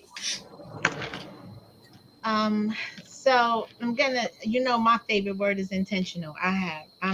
That word I live by, intentional, making a decision. I think, well, first I do believe again in those three words that I live by. I implement. I think love is a decision. You Mhm. decide Yeah. um when and how you want to love. Yeah. and whom you want to love, how you want to love them. Love is a mature level of vulnerability. It is also a space that you have to navigate. And as you said, from the past, I think that we all have probably an encyclopedia of things that people have done to us in our relationships, especially those that we share in intimate spaces, because those intimate spaces, that's when you get to see the true raw nakedness of an individual. And I think that when you make the decision to love, you also have to make the decision about not being intentional of doing what was done to you previously, and Mhm. being able to have that conversation of there being some level of discomfort on your half to your partner, and your partner being able to understand that this is not my weakness, this is not me giving up, this is me expressing that something that you possibly done triggered something in me that makes me question a place. I'm not in that place, but I remember what that place did to me and how I had to get out of that place. So I think that love is like anything else. It's a decision that we make. Are we going to love this person in a manner and how we want to be loved, and understanding that there will be those moments that you will not get everything that you need. There may be days where your partner may be the 80 and you are just maybe the 20 to Mhm. 30, you might be the 10. And this thing about, because for a long time I used to hear 50-50, and there's never going to be an opportunity when there's going to be 50-50. Nope. There'll Mhm. be those times where one will do more than the other, a situation where one will be more than the other, and then vice versa. And then there'll be times where you guys may just be outweighing each other. But I think that it all boils down to a decision um, of how to love, who to love, Mhm. and when to love, because you're not gonna love the same person at the same. You're not gonna love everyone the same way. There's some love that's more intimate. There's some love that's surface. There's some love that, if you treat me right, I love you right. Mhm. The transactional love. That transactional. Cause me to respond, sir. Yeah. It's that transactional love. That's that. That's that. Like Moose said, that I'm That's a that. love and That's that. lust you. Lord, that's back in the days. That's that Benny Hanna love. Exactly. Yeah. Say what? Watch your voice. Watch your That's right. voice. Woo, child. You take me to Benny Hanna. That's Okay. right. Okay. That's a New York thing, Theo. It's a New York. She's from Jersey. She's I'm from the from side. I'm from the Bronx. You know That's about where Benny Hanna. not You from- know, back in the My day. head was with you. That's what you asked was in Jersey. I'm like, no, she one of us. Yeah. She's one of us. Yeah. Listen, And I this, just this, say, I went to Benny Hanna, but I definitely did not have anybody take me to Benny Hanna for exchange of goods and services. baby, listen, watch it, watch. Ain't too many been a honey dates no more. Yeah, Mm. you got to do some things. You got to do something for the Benny Hannas. All right. We've been left all night. I think we started. I tried to be good for maybe 10 minutes. It just wasn't going. I don't even think we made it 10 minutes. That's I okay, maybe don't. because this is it's a heavy, it is a conversation that it needs to have some. It doesn't need to be serious, Yeah. because we live in a culture now where lust is the forerunner. Yep. Love is contractual. Love Yep. is like Like is, I don't if even know. you like, is dependent on how I wake up in the morning. Mm-hmm. So it doesn't you. I mean, like we I've seen the singles. Now I'm not even gonna mention her name because I don't like her. There's No, she we're not gonna name call. I'm not gonna name names, but we all know who she is. And like, people call her and think that she is the do all, and she's just not it.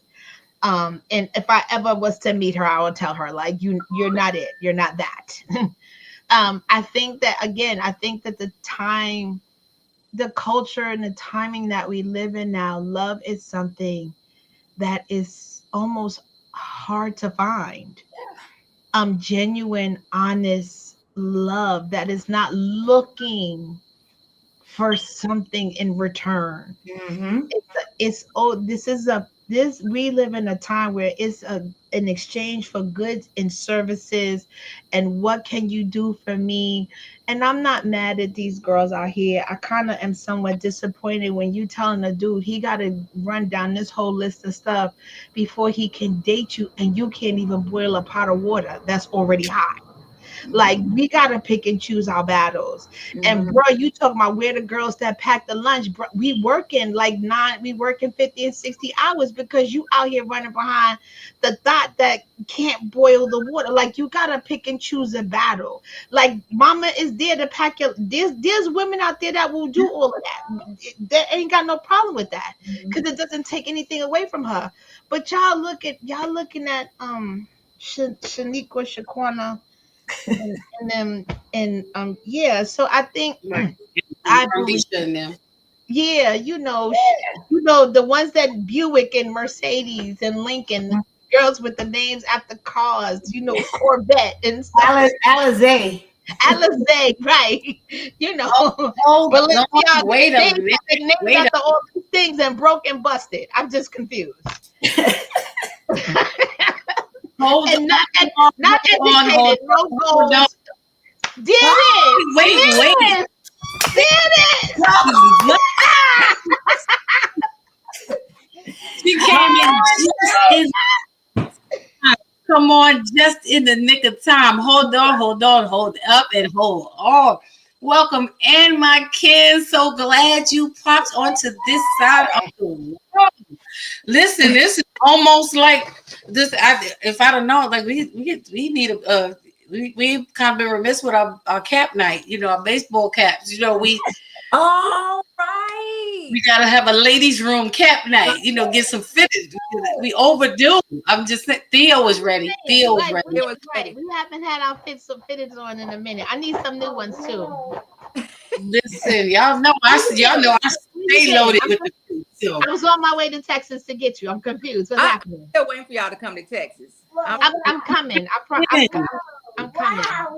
So come on and chime in, my kin, on the love, love, and lust conversation. What is really connecting us, and is the attraction? What is the attraction that's pulling people to these places, to people, places, and things? Is it the love, the lust? Like, where we at? What we doing?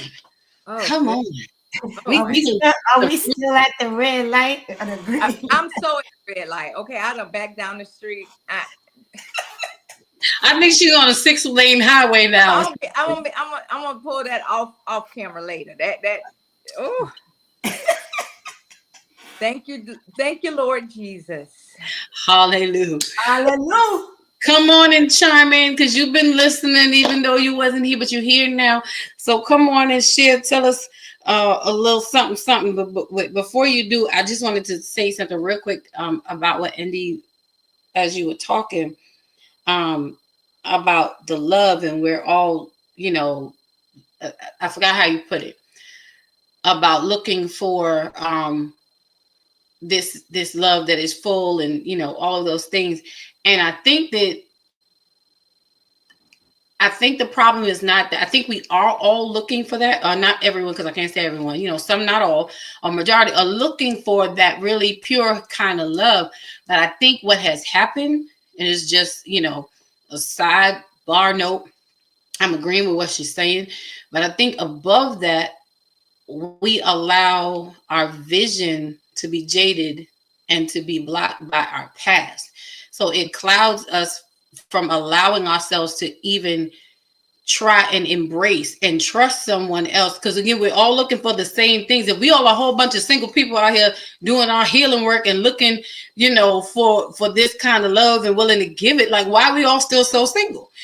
And I think it's because we are still walking around with this clouded vision of our past. We let that supersede actually pursuing and obtaining that kind of love, that we're talking about. So I think we have to pause and take that film off of our eyes, you know, like change our vision. Come on, bust through the glass, you know, bust me out the box. You know what I'm saying? Take a chance. That's all I'm saying. Come on, my Ken. Come on and share. I just wanted to share that because when she brought it up, when as ND was talking, that's what came to mind. You know, I know for me, that was one of the things that kept me in my space. Like, I'm healed, but I'm still behind this plexiglass, you know what I'm saying, of, you know, of my past. So come on, my Ken. Man, it's so much. I've been listening. You know, I love Dr. Indy. I love you guys. She always try to call me out. Get yourself together. You know, all y'all from New York and Bronx and have that accent. You know, I don't have it, so I have to try to mock it. But you know, it's with a Southern twang, so it don't really come out. It's all right. You good. You good. So you know, I've been thinking about this all week since you put that out, because like, love, and lust, I think we've all entered all three throughout the course of our lifetime. But at this point now, you are really looking for love, because when you understand what love is, you understand that love isn't about looks. It is not even about liking. It's beyond that. It's beyond what can I handle, what can I be committed fully to, where the place where I won't compromise myself when I'm in love with the person, you know, not in love, but love a person. Because being in love to me is the romantic, lustful part of love. And you know, you can be in a relationship where you have love, but I was married for 25 years, and there was a period where I was not in love with the man I was with. I still had love for him, but I didn't have that romantic type love. So yeah, now, yeah, love. I know, right? So now I'm looking, and I do find it a little more difficult to find the love once you understand what it is and you've really gone through your healing process. I feel like we're single. For me, I've been taking like an account to this thing. Like, why am I see people that I've dated, they done got married, you know, and I'm like, well, you know, this don't make, you know, we were a good fit until we were not, right? And I'm like, these people are getting married. Why am I? And I question, why am I still trying to navigate through these spaces? And I realized is that, like, I heard somebody say it, and I don't know, because I was trying to get dressed because Dr. ND told me to get myself together. But they said, man, I lost my train of thought. This is what happened when you're working with no money. I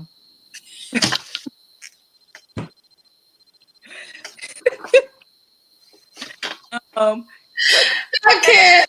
I love his faces. I completely lost y'all for real. We gonna start a GoFundMe or something. I can't remember. Like, I literally had it just taken away. But I find that love is a risk. You have to take risk in love. And I had promised myself. I think it was me. I think I said that. Okay, if I find someone that I'm into, it looks like, it doesn't have to be about looks now. I want some looks now. But it doesn't have to be totally about that. Someone that I feel like I can grow with, and I'll take the risk in love, even if it means I get hurt in the end, because love still, I feel like broken hearts still can be repaired. But broken crayon still color. I just don't, I don't see it and you know, and this may be me, this may be something in me that I still got to work through. I don't see it in the people that I deal with. Like, they're great people that we could be great friends, but then it's like, I can't settle anymore for what's not love. Gotcha. Me, you like me, but what do you know about me? What do you know about me? If I share something about myself, what is it that you know about? What have you learned about being with me? And when we've been hanging out for a while, I'm not very difficult. So I'm like, okay, so for instance, a few months back, in August, my roof, my ceiling was leaking. I had to go into the hotel. A guy I was talking to, the dude never checked up on me. Sir, I'm intentional about this. I'm here, and you don't know it. You know what I mean? Like, but where's he at? We wait, Pygmy. Are we talking about my? Wait. Wait, hold on. We Hold. that's after. Yeah. Whoa. That's the talk. Whoa. Everyone breathe. We just talking situations. That's all. That's Just all. somebody that was interested in me, and we had a few conversations, and then this happened, and you went ghost. Oh man, you got somebody to fix it. Oh yeah, I'm gonna have my homeowners or whatever. But where's the check-in? You know what I mean? Like you went ghost on me, and then when you come back, you're like, hey, you get everything straightened out. Man, don't call me no more. Don't call me. Again, like I said earlier, That if was a you nice. That don't was a nice care for me, dismissal. if you don't care for me, you cannot take care of me. Yeah. And you show the care genuinely with, as Coach Theo and Dr. Andy say, with intentionality. For me, it is about being organic and authentic, because I can handle however you decide to show up towards me. I just need you to be transparent about how you are showing up. I will make adjustments silently, and I'm good with that. Like, my feelings are gonna be hurt. They'll be hurt when you perpetrate a fraud and you trying to, and like I don't know. So, but we don't have time to play these games, but I thought that this was a very, as Dr. Indy said, a good and important, and as you've also said, conversation to have, because we really have to start thinking more about the differences between like, love, and lust, and what is attracting us to the people, places, and things that we are inviting into our lives, not just male-female relationships, because everything is not just about a male-female relationship. There are some sister-girl relationships that are just as toxic, with liking, loving, and lusting. I like what you do for me. I love what you give to me. And I lust after the things that you could possibly produce for me later on. We're not all connected to each other due to the resources in it that we all carry in a healthy way. Some people are not here to be a part of the village. They're here to pillage the village, and it's the truth, and it's some sister girl relationships, some business relationships. And we really have to think about it, because then when we're left wondering, why is this going this way? Why am I now in this position? Why do I have to try to figure out how to dig myself out of this hole, whether it is emotionally, financially, spiritually, mentally, whatever that is, it's what happened. What happened that got me here? And we got to think about what drew me to this person, this place, or this thing. I think I'm going in it, out of because, I love to do this and that, or, we can be very off in our intentions. We can trick ourselves to believing I'm going into this because I'm going to show up showing like I love it, but I really don't. I'm just here to get what I need because I'm lusting after that, because it's the piece that I need to help me get forward. We've all been in those spaces. And so we have to be wiser about the moves that we are making and about what we are allowing into our space. This has been real, real good. We might have to do a part 2 on this here, because this is good. Yeah. So while you were talking and you was like, and you made the statement about we need to figure out, these 4 things came to mind. Is substitute, because sometimes we'll be in a situation, lustful. I'm not going to say love, but I think like and lust will put you in a place where you're trying to substitute something that's no longer marked present. Fear, of course, is always the underline for everything. People are fearful of being alone, but fear to be committed, fearful to be vulnerable and open, but fearful to let go of the pain that had them bound in a situation. I think it's about choices, because we are creatures of habits. And unless we have a circle or we have someone who can tell us, sister girl, every time you go out, you tend to go towards the same person. And then you don't want to ask yourself the hard questions. And I can say for me, at one point, all I wanted was, a pair of Timbs in the baseball cap to do it for a sister, but also a man in the sky, a man with his suit laid right and the darts are just right in the front of his pants, and his jacket laying just right, and his shoes ain't leaning, and he going one way and his shoes is going the other way. Like a brother with his hands manicured, like he might do hard work, but his hands don't tell you this. I'm just saying, it's about choices. And I think that we have to understand the choices. And I also think it goes to some level of embarrassment. We don't want people to know that we are not successful in something as such as a relationship. So we'll make the choice to stay someplace or deal with a substitute or refuse to face our fears because we're embarrassed to tell somebody this didn't work, especially after we've, said, oh, I've met this so and so on and so forth, and it didn't work. And I know for me, I told y'all before, I got stock in Hefty the first time. I've gotten better. We tell the Lord, thank you. I got better, but I would pack a bag in a minute. Like I am good with goodbye.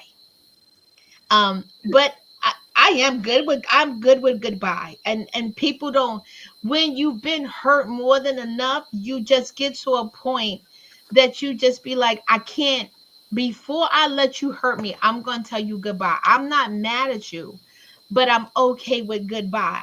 I still am really okay with goodbye. It just takes me a little bit longer to say goodbye. But when I get there, it's really hard to bring me back a goodbye. And I think that we need to get to a place of saying goodbye, and we don't want to.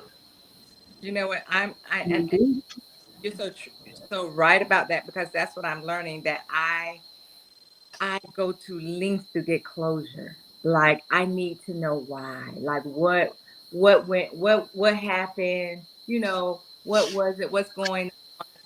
And then it just gets to a point like you're like, okay, forget it. I'm getting to the point now where I'm like, it's not working. I'm now saying it. Like I know quickly this ain't, it's not working. Like I think I've tried with green light. I tried, but that had to go to a stop. Yeah, you gonna tell us about that in the after show. So Theo, what as we're coming to the close, I'm sorry, I just want to read this comment too. Paris said, "Don't pillage the village." I like it. Listen, I'm just saying. Every now and then I get a good one out. Theo, something you wanted to add in addition to what Dr. Not to say, Dr. ND hit it on the head for me, because I was that girl that had to make the choice to go to therapy to work on me, because I was, that person that couldn't say goodbye, right? Like I was that person that, also had to figure out, right? Like what's going on? Why is it that you keep ending up in these situations? Because you love love more than you love yourself, right? You keep dating it's the same person. They just look same different. Spirit, right? different face. That's Right? my story. So, when I went back to therapy, it was really with the intention of working on me, right? Like me. What's driving this energy of you being in the same space with the same person? They just look different, and just recognizing that, really and truly, it's cool, right, for somebody to want you, but do they value you, right? And do you value yourself? Was I valuing myself? Was I intentional about choosing me, right, over the thought of being in a relationship? Yeah. Right. And so, I think for me, that's where the intention comes in, right? In the knowing that, you know, the next relationship, it really is going to be about being intentional about what I'm choosing, who I'm choosing, you know, what I'm willing to commit to or not commit to. But the other side of it too is God is like, girl, I ain't, you sitting in the house ain't going, you ain't gonna find it. Like they ain't gonna, they might ring your doorbell, but the chance of that is gonna be, right? You gotta get out. You can't just go to church in the supermarket, right? Right. So Right. you know, it's like I literally was like, okay, I work from home. I have a Peloton, so I work out at home, right?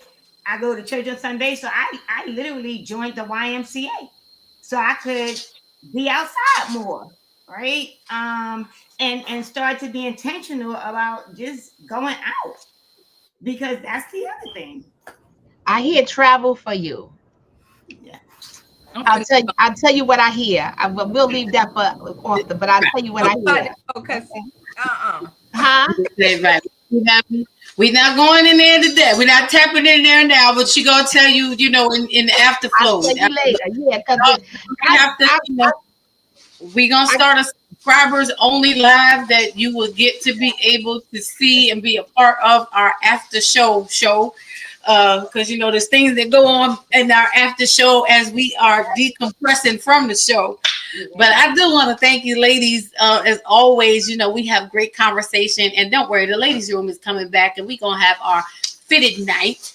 Things happen when we put our caps on. I don't know what, but, you know, like it's a whole nother, y'all think this, you know, y'all, it's a whole nother level of she tomfoolery and she shenanigans that take place when we have our fitteds on in unity.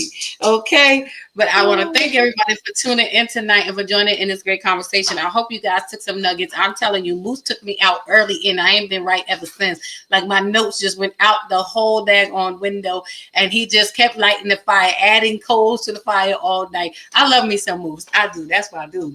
But I just want us to keep in mind again that we have to be more mindful of how we connect. How are we really connecting? And what we're connecting to. What is the attraction that pulls us to people, places, and things? Is it like, again, which is defined as something that's used to draw attention to the nature or an action or an event, to find the enjoyable interest or find an enjoyable interest or people who are pleasing or things to be pleasing to be around? Is it love, which is the intense feeling of deep attraction, or is it lust, which is a very strong sensual desire? When you understand what is connecting you and what is attracting you to people, places, and things, you can go into it with the proper expectations and with clarity to others about what you are here to do. What is your purpose in this place? So that there is no misunderstandings and we are not leaving people wounded nor leaving wounded ourselves. Again, like I said earlier, and Paris put in the chat, don't pillage the village. You know, let's stop leaving bodies behind. Okay, because people are learning to heal. For all of us who are in our healing journey, I encourage us.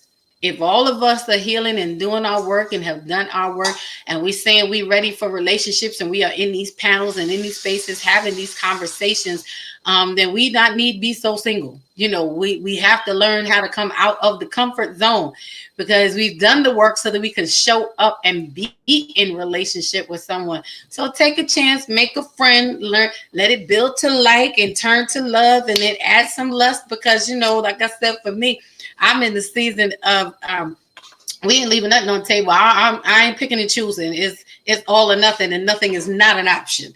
All right, so I'm going for all three because all three done well can be a very beautiful thing when we allow it to happen. So I want to end the show tonight with our poetic moment that we started with on this morning, because I think not this morning. We started with this evening because Poetry night was fire, and there was, some inspiration that happened. And this isn't my poem, but I'm going to read it again because I thought it was befitting with the conversation tonight. So here we go. The poem is called Seduction. Seduce me from the inside out. Intertwine your spirit with mine. Stimulate me with your intellect. Excite, caress, and entice my body with your heart. Consume me with the intense passion of your love. Cause the simplest moment to be unforgettable. Redefine what we know intimacy to mean, where weave the fragrance of your devotion into my life like a priceless tapestry. Make love to more than my body. Sensually educate the whole woman. Never deny me the knowledge of what is on your mind. Let me know what you need. Let me know when you need me or when you need space. Teach me how to love you. Educate me so that we can be on one accord even when we lay in silence. Seduce me by being uninhibited with your love and allow me to seduce you back. This is called Seduction. This poem was written by none other than our favorite chatter in the chat. And that is our poetic moment that we started with earlier. And so I wanted to make sure to end it on tonight as we shed some light on like, love, and lust. What are you connecting with? So, everyone, I want to wish you a great night tonight. I hope that your weekend is amazing. Please hop over to the Sheila Ingram Ministries Network tomorrow at 11 a.m. for the Women of Grace. I also want to invite you to join me over on the Sheila Ingram Ministry starting in November on Fridays from 12:30 to 1:20. I will be over there having come join and have some spirituality with Elder Dawn B. We're going to be sharing some good words, some fellowship, all the things. Make sure you join us here every Monday night for Mondays Beyond the Mic with Dr. Elaine, and I get to ride shotgun. I appreciate it. And hit that like button, hit that subscribe button. Thank Coach Steele. Thank Dr. MD. Thanks, Anisha, the Ace Perspective. My ladies, apparently the fellas didn't feel up to the conversation, so the ladies took it over on tonight. But that's all right. I'm sure if they watch the replay, they will have more than enough to say. Don't worry. Next Thursday, the Men's Lounge is coming up, and Poetry Night will be returning. So, with that, everyone, want to say thank you. As always, we appreciate you and have an amazing rest of your night. As soon as I can find my outro. There we go.